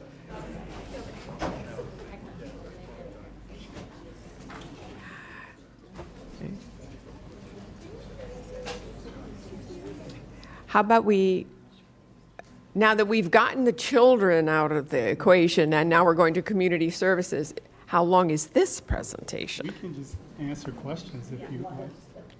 Yeah. Right. Well, I do know that, we do have folks in the audience that do want to speak. We have 17 or 18 cards. Why don't we go ahead and let them speak? And if after that the board has more questions, then we will send our questions your way. That works. Okay, Commissioner Woodward, you're in charge of the cards. Vice Mayor Baxter in charge of the clock. Cards and clocks. All right, I'll call the first six. Trudy Krawitz, Jeffrey Zerolnik, Catherine Doe, Sarah Needleman, Kelly Powell, and Anne Marie Drapeau. Hey, Trudy. Good morning, Commissioners. My name is Trudy Krawitz, and I'm CEO of Nonprofits First. And I'm here today to speak in strong support of continuing funding for community-based agencies in Palm Beach County. These agencies are not just service providers. They are the backbone of our community's health, resilience, and economic vitality. In fact, community-based agencies in Palm Beach County employ nearly 25,000 people and generate $5.2 billion in revenue, contributing $1.25 billion in annual wages. These organizations are economic engines and trusted partners in community development. Of the proposed allocations of community-based agencies, 30 of these agencies are accredited through Nonprofits First. This accreditation is a mark of excellence. It means these organizations are well-run, compliant, and committed to best practices in governance, financial stewardship, and service delivery. These are not just passionate organizations. They are professionally managed and held to high standards of accountability. Community-based agencies also save taxpayer dollars. They leverage private donations and operate efficiently. According to the Urban Institute, every dollar invested in human services yields $1.50 to $2 in value. And the National Institute on Drug Abuse reports that every dollar invested in addiction treatment saves $4 to $7 in criminal justice and healthcare costs. This is not just about budgets. It's about people. It's about ensuring that our residents have access to the community services that they need to thrive. These agencies serve our most vulnerable populations, addressing urgent needs in youth development, mental health, hunger relief, housing, substance recovery, and career readiness. So today I urge you to approve the continuing funding for community-based agencies, to recognize the unmatched value nonprofits bring to our economy, and to ensure funding decisions reflect the real needs of our residents. Your support ensures that community-based agencies can continue to serve hundreds of thousands of residents across Palm Beach County. Let's protect and prioritize nonprofit funding, because when nonprofits thrive, the entire community thrives. Thank you.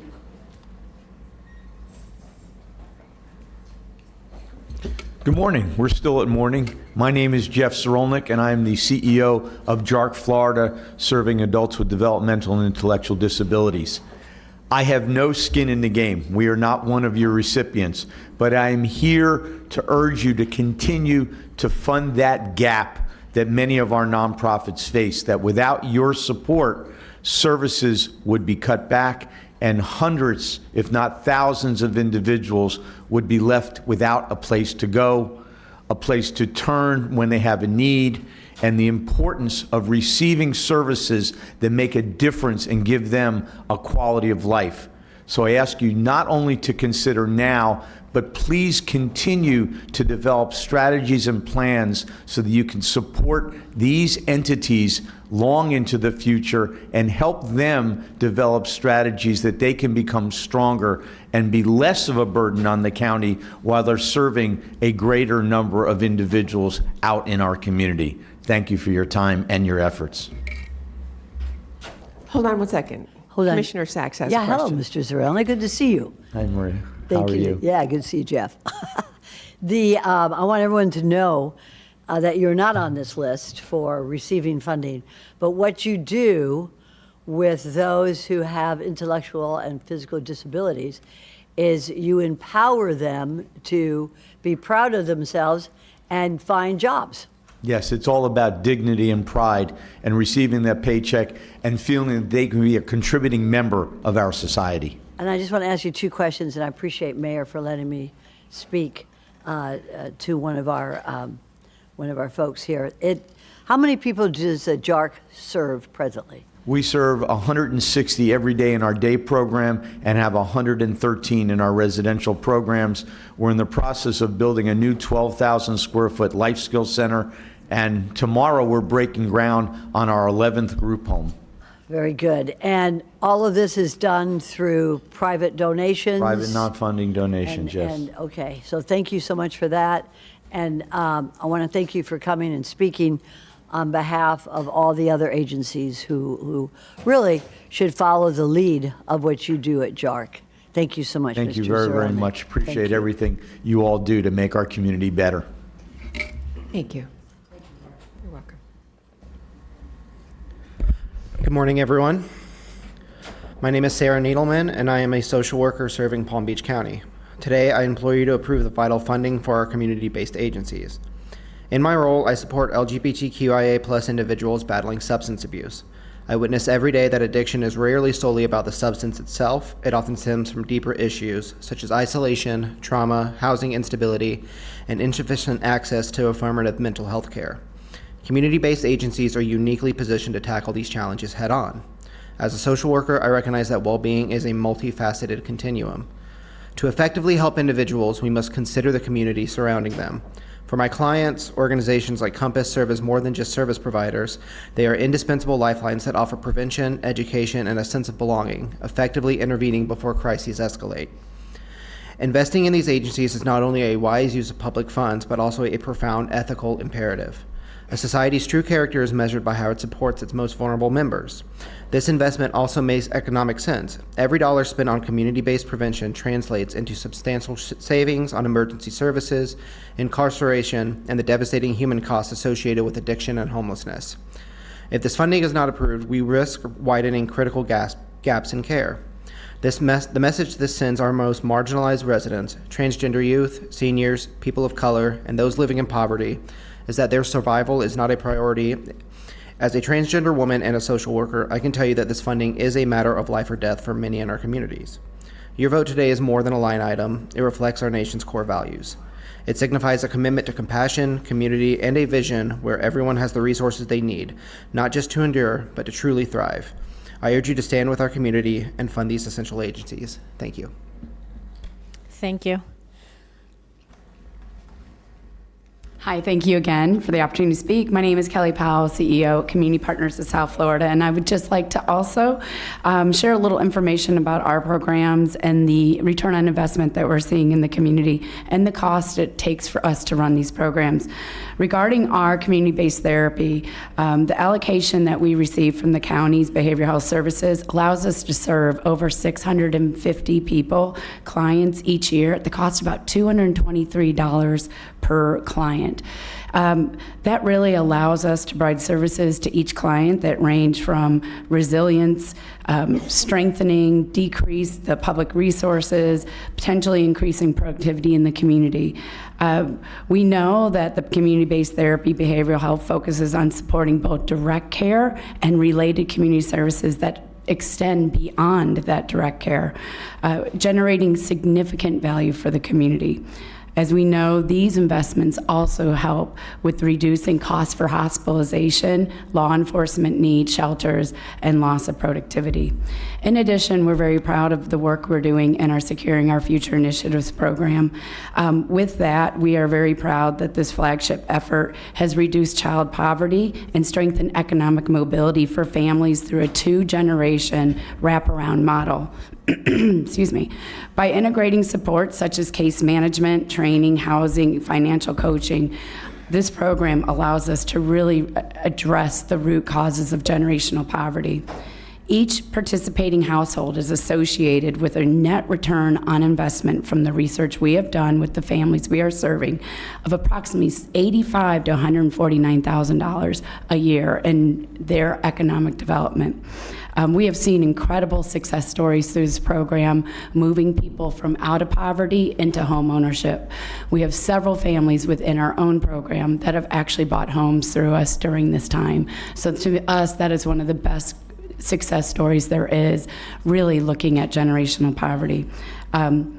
We know that this program yields broader economic and social advantages such as enhanced community stability. And we also just want to take a moment to thank you all for the consideration for funding. I know earlier we were talking about tracking families and tracking how the outcomes are for each person.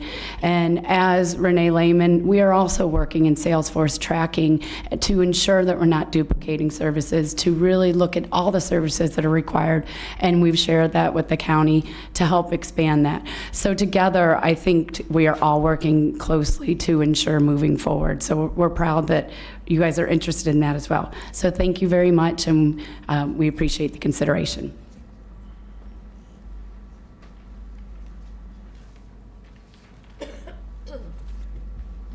Good morning. Thank you so much for hearing all of our comments and being here. Thank you also to our colleagues from the Community Services Department, all of your good work in supporting our county, supporting all of the people of our county. My name is Catherine Doe. I'm the Mental Health Director at Compass Community Center, located in Lake Worth Beach, serving all of Palm Beach County. I'm also a person with lived experience with mental health challenges. I'm a mental health therapist. I've been here working at Compass since 2019. I'm speaking today, though, not only in support of the new programs that this funding would make possible at Compass, but really in support of all of the county's efforts to improve the behavioral health, substance use, and co-occurring disorders programming. I've been very impressed with recent efforts and look forward to this next step with the Commission's support. In 2024, the Commission approved a comprehensive behavioral health and substance use disorder plan, advancing a resilience and recovery ecosystem of care. Having read the close to 100-page plan, I'm impressed and proud to be a member of Palm Beach County and a part of this ecosystem of care. This plan was developed by a community advisory board with community input and represents a huge step forward for services in our county. The notice of funding opportunity aligned closely with this plan, another accomplishment for our county, aligning resources with these community priorities. Requests were then rigorously reviewed. We'll hear all about that, I'm sure. And the recommended awards that come from this represent the next step in Palm Beach County's efforts to support our communities, to improve behavioral health, substance use, and co-occurring disorder services, and reach people where they are, where we are. One of my focuses as a mental health provider is in trauma recovery, reducing the negative impacts of past trauma, increasing resilience, building toward the life that someone wants, individually and in community. We heard earlier about the impacts of ACEs on youth and on youth as they grow up as adults. Adults in our community continue to experience traumatic events and instability that makes healing from trauma and rebuilding lives even more difficult. If we think about the three-phase trauma model of trauma treatment, the first phase is stabilization. In order to support people in stabilizing, we look at social determinants of health and ensuring people are connecting to a web of resources and ecosystem of care. With stabilization, I've witnessed people moving through deep healing, rebuilding, and building their lives. The two new programs at Compass have this as our foundation, as well as I know many of the partners that we work with across the county, those represented in this room and outside. The people of our county are counting on us and counting on you to take this next step in ensuring these crucial funds. Thank you.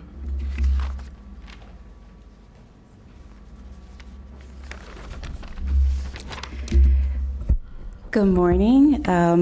My name is Sherry Henry, and I'm the CEO for HAB Center Boca Raton.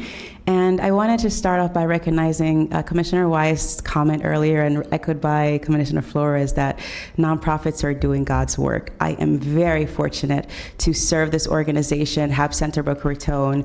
We have been in the county for 47 years. And this October, we have our proclamation sponsored by Commissioner Sachs celebrating our 47th anniversary. We serve individuals with developmental differences and mental health challenges. Our programs start at 22 years old, and the oldest individual we have currently is 78 years old. We're very proud to be accredited by Nonprofits First, as Trudy Crowitz came up earlier and spoke about that. And that just speaks to the level of exceptionality that HAB Center operates under. I want to thank my team for being the key to providing mental health counseling, vocational training, programs in education, art, and recreation for this population. 60% of the individuals that we serve are from Palm Beach County, and we serve 200 individuals annually. In this past year, we've hired 120 individuals in our sheltered workshop setting, which is our manufacturing center, and our plant nursery, which also does horticultural programming. And we've placed over 38 individuals out in the community in partners of ours. They are doing social media work, they're doing hospitality work, they are working as peer counselors, for example, at South County Mental Health. The HAB Center is really proud to be able to serve this population, and we are so thankful for the county support that has really set us up for success to be able to do that. We are currently recipients of the FAA funding, and we are just here to advocate for continued funding for all of the nonprofits and to really thank the county for everything that you've been able to do. I want to share a quick success story. We have a recent graduate from somewhere in West Boca, and this individual was 22, had been home for several months with no hope, no direction on where to go. And the HAB Center was able to work with that individual, go on job interviews, help with career coaching, help with resume writing. Literally, we're a resource for the supervisors, and she's now working at a Sprouts supermarket. And that brings hope and purpose to people, and that's what the HAB Center does. We are a space for enrichment for people who are 87% unemployed. And I just want to say thank you so much for your support, and please continue to support our programs. Commissioner Sachs, hold on a second. Ms. Henry, you're amazing. Thank you so much for all you do. I want everybody to understand that this program has been around for many, many years, and many of the folks who work there do great plantings. And I look forward to one day the county buying your plants for our uses. So thank you so much for what you do, because you give people dignity. Thank you so much. And I a invite purpose in you all life. to visit for a tour. Thank you. Thank you. Okay, the next 6 names, we have Jamie Kendall, Wendell Jackson, Stephanie Thompson, Jeff DeMario, Christina Lucier, and Joey Neves on the same card, Lori George. And we have two microphones. Oh, sorry. She got it. Well, I guess we still have 20 minutes of the morning left. So good morning, commissioners. My name is Jamie Kendall, and I'm the proud CEO of the Palm Beach County Food Bank. I stand before you today not just as an advocate for our organization, but as a voice for the countless nonprofits across the county and the vital partners in building a stronger, healthier Palm Beach County. We are so fortunate to live in a community rich with resources, yet the reality is that many of our neighbors face daily struggles. Here in Palm Beach County, over 192,000 people are food insecure. That's nearly 13% of our population. Over 50,000 of those are children. These are not just numbers, these are friends, our neighbors, and the very fabric of our community. This is where the power of nonprofits in strong partnership with our county becomes inevitably clear. Nonprofits are often the first responders to these crises, deeply embedded within the communities that we serve. We understand the unique needs, we build trust, and we deliver essential services with an agility and efficiency that complements all of the government efforts. From providing nutritious meals, safe housing, and mental health support, to offering job training and care for our seniors and veterans, nonprofits fill the critical gaps that uplift lives every day. Beyond the profound human impact, these partnerships also represent incredible fiscal responsibility for our taxpayers. Consider the Palm Beach County Food Bank. For every single dollar donated, we can distribute over 5 meals. Our extensive network of nearly 200 partner agencies, many of who sit in front of you today, powered by dedicated staff and thousands of volunteers, allows us to stretch resources further, innovate faster, and reach more people than any single entity could alone. This model of collaboration, which is a word you have heard many times today, serves the county significantly taxpayer dollars, preventing larger, more complex, and untimely, more expensive social and health crises down the line. We are not just providing food, we are investing in health, stability, and the future of our workplace in the county. The county's commitment to supporting nonprofits through funding and collaborative initiatives is not merely an expense, it's a strategic investment. It's an investment in a resilient social safety net, in the well-being of our children and seniors, and in the economic vitality of the whole county. When you support us, you empower us to do more, to innovate further and ensure that every resident has the opportunity to thrive. Commissioners, I urge you to continue to strengthen the County Community Services Department's vital role in partnering with and funding the nonprofit sector. Thank you. Thank you.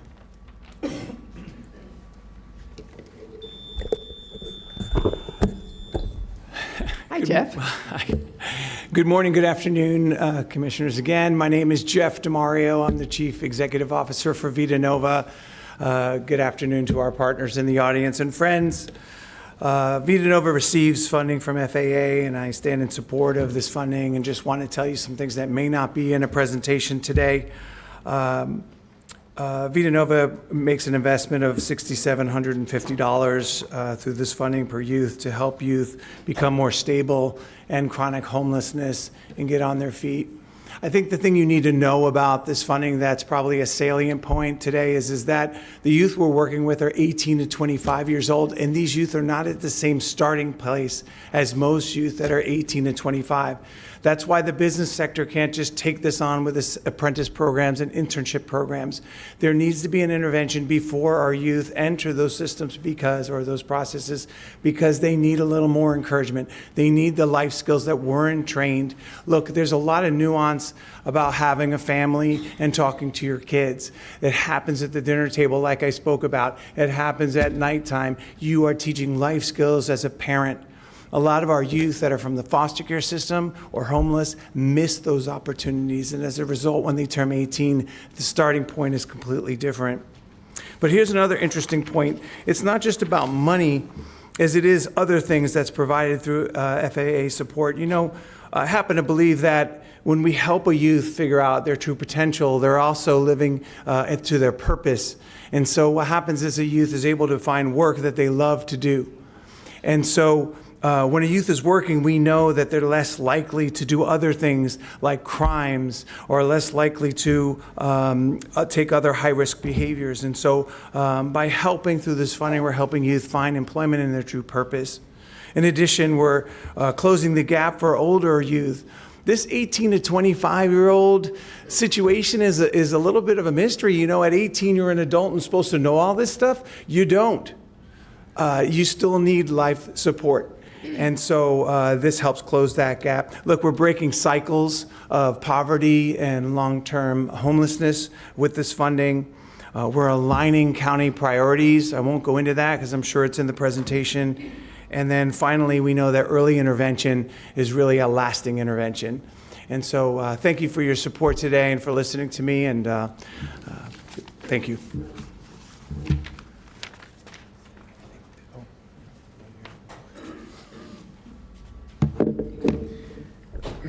Good morning, everyone. My name is Wendell Jackson. I am a part of the youth program at Vita Nova.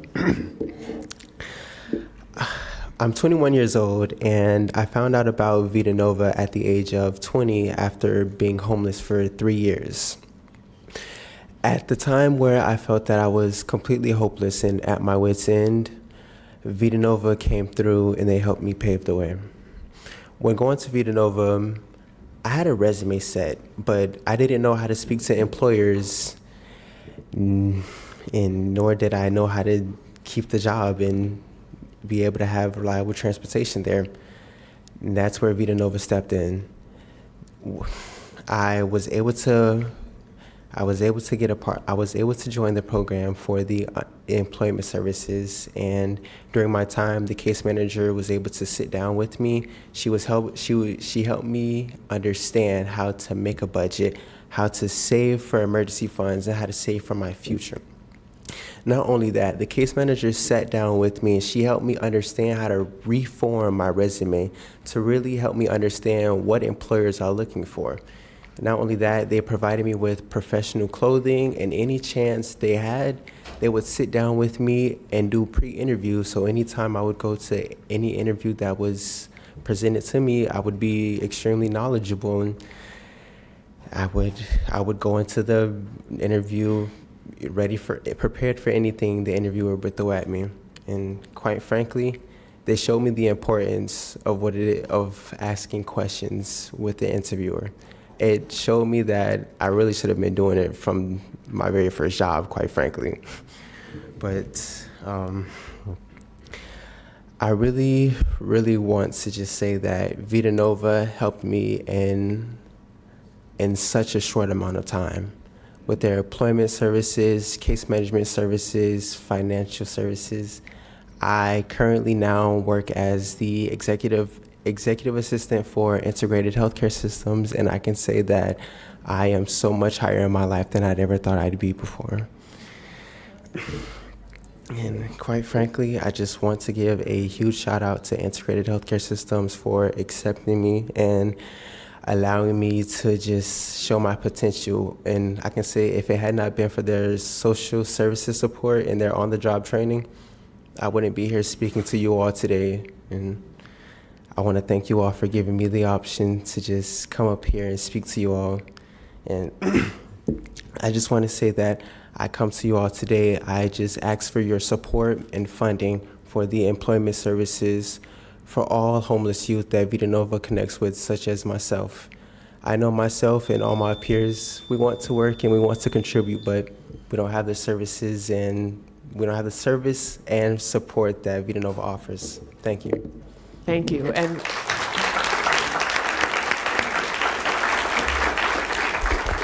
that's what we need more examples of. Hi, I am Debbie Lee Thomasette. I'm with the Arc of the Glades. As many other people have stated today, we in the nonprofit world are united. We do a lot of collaborating together. We do a lot of supporting each other, and we believe in each other's missions. We serve the developmentally and intellectually and developmentally disabled adults in the western part of Palm Beach County, known as the Glades. One of the things that makes us a little different than many of the other providers in the same type of service is where we are located. We've had clients we have to pick up at the convenience store because they don't know where they're at the night before. We have, it's a food desert out there, so there's a lot of hunger issues. So we provide breakfast, snack, and lunch for our clients, just as they would say at school. And then we also send food boxes home to the families so they have food on their table throughout the week. We employ our clients. One of our programs is providing job training, and we pay them minimum wage for whatever they do around our facility. And that check goes home to help support the family. It's not just for fun and games. Many of our families rely on that paycheck. So what will happen if services are stopped? There will be an increased chance of institutionalization for the residents of Palm Beach County. The cost of institutionalization is around $124,870 a year on average, where the cost to continue providing services in the community total, including what we get from the county, is around $37,000 a year. So you're talking almost $90,000 a year. It would cost taxpayers more to keep them in state institutions. Not only that, but if the service is stopped, many of their caregivers have to quit working as well because they need supervision and support throughout the day. Many of them cannot safely be alone at home. So that means a caregiver loses employment if service is stopped. That increases your hunger and homelessness in an area that is already impacted by this. In addition to the caregiver, like I said, we employ about 27 individuals. So that means they lose their job as well. Thank you. We understand. Thank you. Can I, Mayor? Hold on a second. Commissioner Sachs? Thank you. Thank you, Mayor. I appreciate it. Hi. Where'd you go? Come on up here. What's her last name? Thomas? Hi, Miss Thomas? Thomasette. Thomasette. There you go. Didn't have my glasses on. Miss Thomasette, Do you represent the ARC of Palm Beach County as well as the Glades? No. Okay, is there someone here who represents ARC of Palm Beach County? Yes, ma'am. Okay, good. I'll wait for you to speak. Thank you for your work. Yeah, we're each our own organization with our own board of directors. And Thank you so much, ma'am. Thank you, Mayor.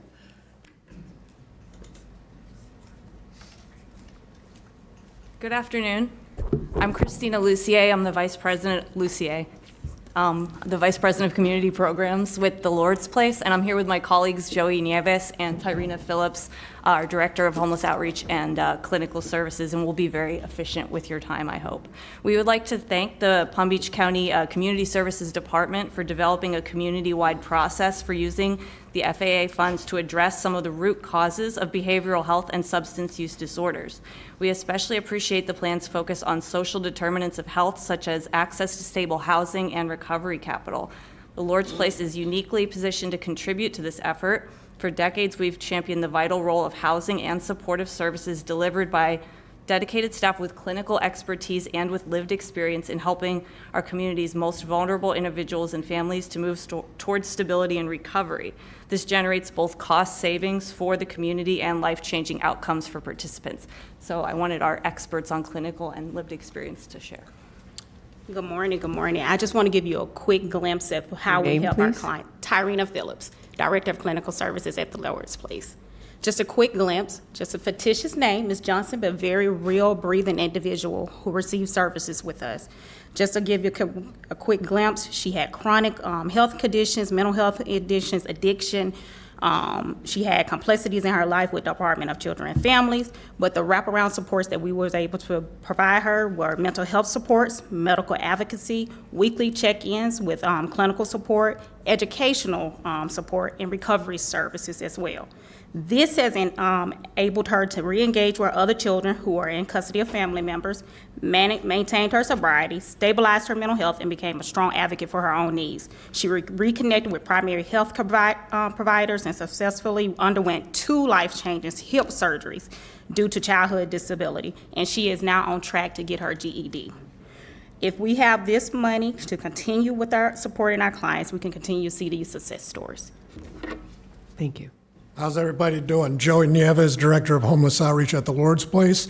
I want to thank you guys for all your service in the Community Services Department. You've really created a space for us to put out our peers into the community and use our lived experience to connect with the clients that we serve. I also have lived experience myself, the whole gambit, and it's better to connect with someone because we know how they feel. It's not taught in a classroom. We've also connected with the Community Services Department with multidisciplinary case conferences as well. So we brought all system leaders into one room to case conference all these difficult cases. And the thing about lived experience is that nobody knows how you feel, nobody cares what you know until they know that you care.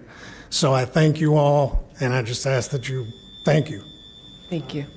Could I, Mayor, please? Commissioner Sachs? Thank you, Mayor. Let me just mention something about the Lord's Place, and I'm going to bring Dr. Green in on it as well. I've met a number of these folks at different events which feature homelessness, and I look forward to working with them through Dr. Green in placing units at your location for those who are chronically homeless. So we're going to put a roof over their heads. Sir, you have spoken to me at great length at some of these events for the homeless, and I am so proud to know that we will be putting units at your location to help those who are chronically homeless. Thank you again. Thank you, Madam Mayor. All right, good morning. I think we've got like 3 minutes left while it's still morning, but good morning, Mayor Marino, Vice Mayor Baxter, and esteemed commissioners. I'm Dr. Lori George, President CEO of United Way of Palm Beach County. I've been working in this area, in this county, for over 25 years, and you're hearing from the hearts of heroes out here. I know you know it when you hear it and see it. Yet you have a difficult job, and I really respect that. You have taxpayer dollars. You're accountable for that. I respect that. It's important that we look at all of the nonprofit service delivery for efficiency, effectiveness, the outcomes, the ROI, and you're asking all those questions. And just a big compliment to Dr. Green. You and your team are thorough. You are very, very thorough. You do an excellent job, and you ask the hard questions, and you don't fund all the requests. And so I absolutely appreciate everything that you do. Today, I'm actually here to talk about one of the programs that you've co-invested with us for over 23 years. It's in the economic stability area. It's a volunteer income tax assistance program. This is one incredible economic driver, and I want to tell you why. The challenge we see in our community is that tax season is often a time of stress and uncertainty. Despite our wealth in this community, 46% of Palm Beach County households are struggling to make ends meet, living below what we call the ALICE threshold. ALICE is asset limited, income constrained, and employed. It represents the growing number of individuals and families who are working but can't afford the basic necessities like housing, childcare, food, transportation, healthcare, and technology. And many qualifying taxpayers don't claim their important tax credits like the Earned Income Tax Credit and the Child Care Tax Credit, despite being eligible. These credits boost the incomes of low-wage workers by offsetting federal payroll and income taxes. And we know that it offers crucial financial stability for low-income families, helping them make ends meet. The opportunity is that even last year, we helped over 8,500 local taxpayers claim over $10 million into this community. And the ROI on this is within the amount of time that we've been doing this program together, we brought in and had an economic impact of $442 million back into local community.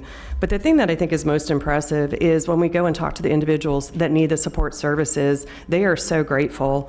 They are using these dollars. They're hardworking folks. They're the ALICE folks. They're working really, really hard. And they put that money into food. They put it into car emergencies. They put it into their housing. And we had one client say, I really appreciated the thorough work that was done in the VITA program. I'm a single mom and didn't know how I was going to do my taxes. But with a VITA volunteer, I was told I was going to get back over $6,000 that I had earned. I cried tears of joy for being my children. This was life-changing. So I thank you for your partnership. Thank you for what you're doing. And I appreciate your support. Thank you.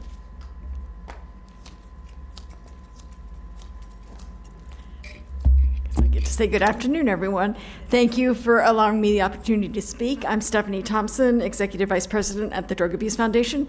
Drug Abuse Foundation has been serving Palm Beach County since 1968.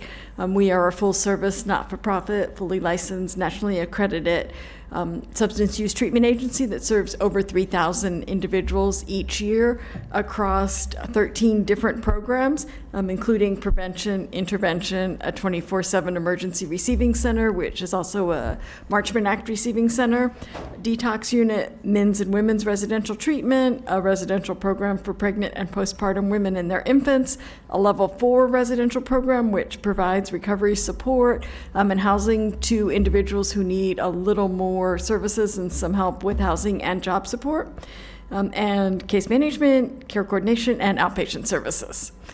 I could stand here for hours and tell you about our services, but I will not. Instead, I'd like to read you some testimonials from a few of our clients on what they felt our programs gave them. So this first story is from a 27-year-old woman who overdosed while 8 months pregnant. Both her and her baby had actually died. They were revived with Narcan. And she writes, on March 3rd, my life would change. Early that morning, I would be airlifted to the hospital due to an overdose while pregnant. After giving birth to my son, he was back in my room when DCF came into the room to question me. I explained to them that I would rather die than have them take my son and watch him being raised by another woman. That's when they gave me the chance of a lifetime. On March 6th, I got discharged from the hospital. That same day, I walked into DAF. I was so afraid of detoxing and being in the unknown, but little did I know I was in the right place, right where I needed to be at DAF. I learned so much about myself that I didn't even realize how much I've suffered and stuffed my true self away during addiction and how selfish I'd become. I grew up being told that DCF is bad people and they will do anything they can to take your baby away. That is not true. They gave me the hope I needed. They are there for the families. They want nothing but the best for the children. At DAF, I was able to gain the life skills and parenting skills I needed to be successful. On October 25th, my caseworker with DCF had closed my case, and I cried because of all the amazing people I met along my journey. As of today, I'm 283 days clean. I once thought 3 days were impossible. As I wake up every day next to my little boy, it's a reminder that all things are possible. So that's just from one of our women who graduated our Moms and Babies program. And I'll tell you, she is still successful and working in the community and raising her baby and reconnected with her family. Thank you. Thank you. Thank you. We have 4 more. Lauren Steff, Brianna Beaver, Lauren Waterman, and Pamela Payne.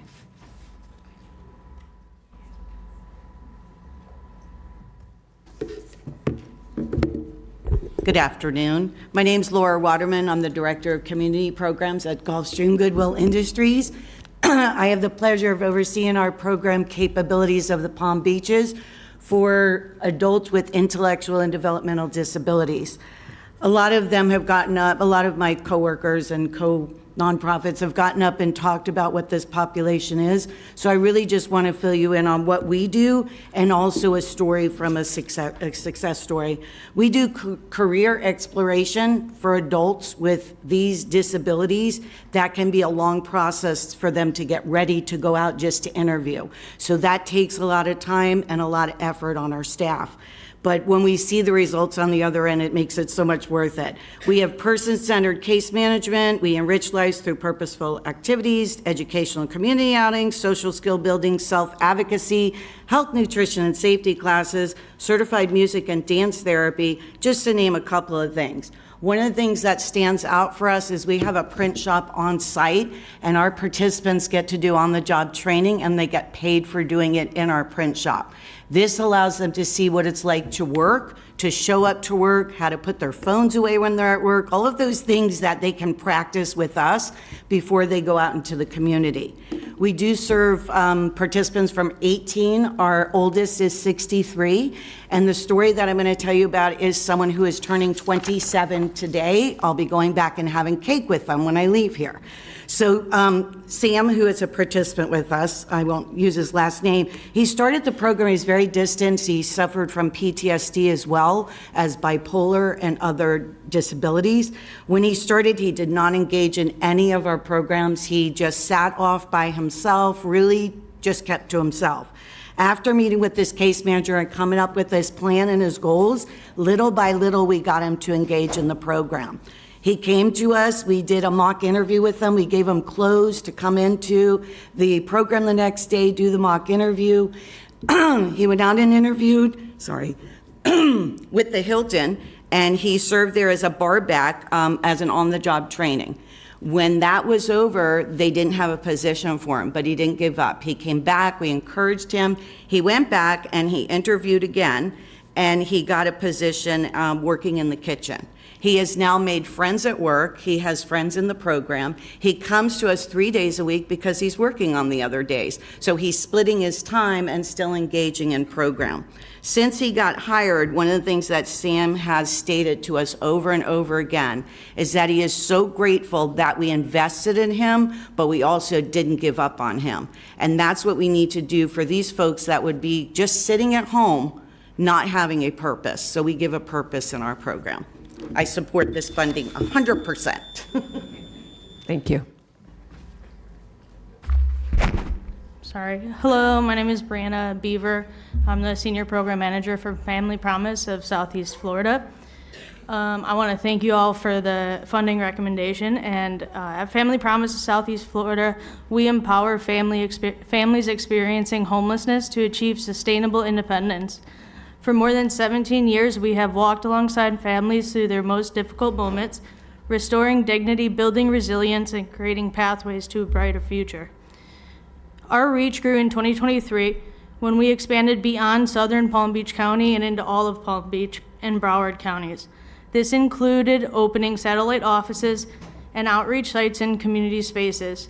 That same year, we introduced the Prevention Diversion Program to help families avoid entering homelessness, and formally became Family Promise of Southeast Florida to reflect our expanded service area and increased staff capacity, including new program managers and a program director who is a certified mental health counselor. In 2024, we launched Step Up to Success, expanding on the Prevention Diversion Initiative to help underemployed parents and caregivers pursuing training, certifications, and career advancement. Despite the increased financial and operational demands that come with the expanded services, Family Promise remains steadfast in our commitment to meet the growing needs of families in crisis. What sets us apart is our power to end the cycle of family homelessness through comprehensive, holistic, wraparound support under Road to Independence. We not only provide temporary housing, but also equip families with the tools and resilience to thrive long-term. Thank you again. Thank you. Commissioner Sachs? Hi, thank you so much, Mayor. I'm very impressed with everybody and what they've done. I was just looking for a couple of other folks to be here. One is at the El Sol Resource Center. Is anybody here from them, or the Farm Worker Coordinating Council? Okay. Here. You all are here? Okay, good. Maybe after today's session or at some other time you could come see me for additional support, okay? And then the ARC of Palm Beach County. Anybody representing Yes, the Pam ARC Payne is of here. Palm She Beach has a County? card, and we Thank have you. two Yes. more cards. Pam's card is in. We have the ARC. Are you coming up to speak? My card was comment only. Okay, good. Also, I'd like to speak to you at some point with my office. Thank you, Mayor. All right. Thank you. And there were two other cards, Lauren Steff and Anne Marie Draper. Just a quick question for agencies that are represented here that didn't put in cards. Can you raise your hands? Thank you. Just wanted to make sure that everybody knows that if you're here getting funding, you should be represented. So thank you for being in the room. Do I have any board comments on this? And would the board like a presentation from staff? I see no lights on. Commissioner Sachs. I'd like to comment how wonderful our staff is, especially Dr. Green and Taruna, and I'm sure the other two as well, and your staff who help you. Because I have known, just like y'all have stories to give, I could give stories about what these two have done for people, homeless folks in our streets, bending over, helping them, as well as a young man, maybe not that young, maybe middle age, who was sleeping in his truck, and it was difficult, but we found help for him. So, you know, what you all have done is lead the way, but there are other folks in your footsteps as well. And one day I look forward to talking about homeless housing units that are on your property or close to you in our churches that will take care of those who are the most needy. And I look out also to DAF. I've worked with you in the criminal justice system. So there's a lot of money here, folks, and I'm sure you're very thankful. We are thankful for what you do, and I look forward to getting a report from our staff as to how you are helping them end homelessness, housing first, as well as to helping those, as someone said so beautifully up here, the least of all of us here should be helped. Thank you, Mayor. Commissioner Weiss. Thank you, Mayor. Yeah, and I want to thank our staff as well. Obviously, those that are here, but and the ones that are really out in the field doing the great work that they do. But we can't provide all the services by ourselves for what this community needs. So we need you. We need our nonprofit partners. You're the ones that really make this community a special place. And so I want to thank you all. I know I thanked you earlier, but you know, we're talking now beyond just our children's needs, our young people's needs, but that of the greater community, behavioral health needs, that are incredible. And, unfortunately, the funding is not there from our other governmental partners, and we need to step into this to help fill that gap. Addiction and substance use, something that so many of our families struggle with, and there's nobody up here who hasn't been touched by it. Nobody, I'm sure, in this audience that hasn't been touched by it or watching it. And looking to help our homeless and folks getting back on their feet and being able to have productive lives. And I have a very special place in my heart for those with intellectual disabilities. I volunteered personally for over 10 years with the ARC of Palm Beach County, working with adults, and they're just special people. I mean, God gave them to us for a reason. They're there, they teach us lessons, and they're just an amazing group of people. And I think that as a community, our ability to help stand them up and provide opportunity, I think that's one of the lessons we also have to learn. So, I have I want to thank you all for the great work, and I said it earlier, I will say it again, you're doing God's work out there. And with that, Mayor, I'd like to make a motion to approve item 3C1A and B. I have a motion from Commissioner Weiss, a second from Commissioner Flores. Before we take a vote, Administrator? Thank you, Madam Mayor. 10 seconds. Thank you, Commissioner Sachs, Commissioner Weiss, and others who commended the staff. Dr. Green, your entire team, you do so much great work, and I saw how hard you work, and I just have to point out, because we have to thank the board. Out of the 35 departments that I've spent time at, our community service department is working in the worst of conditions, quite frankly. The neediest space. Yes. So they are doing, as the commissioner said, God's work in those conditions. And thank you, board, for the investment you've made and the priority you've made. And of course, thank you, staff, for all you do. And I'd like to thank staff also. And I'd also like to thank all of the agencies that are in the room that are doing this work for us, that we can partner with and we can support, even though it might not be in the biggest of ways, but it is a way that the county can. So we have a motion and a second. All in favor? Aye. All opposed? See, that motion carries 7-0. It's 12:16. We were going to break for lunch at 12:30. Before we do that, I had a request to actually flip the workshop items, the tri-rail, before the Water Utilities Department. Does anyone have an issue with that? Okay, so we are going to come back. Let's come back in an hour at 1:15, and we'll take tri-rail when we come back. Thank you. Hi, Joe.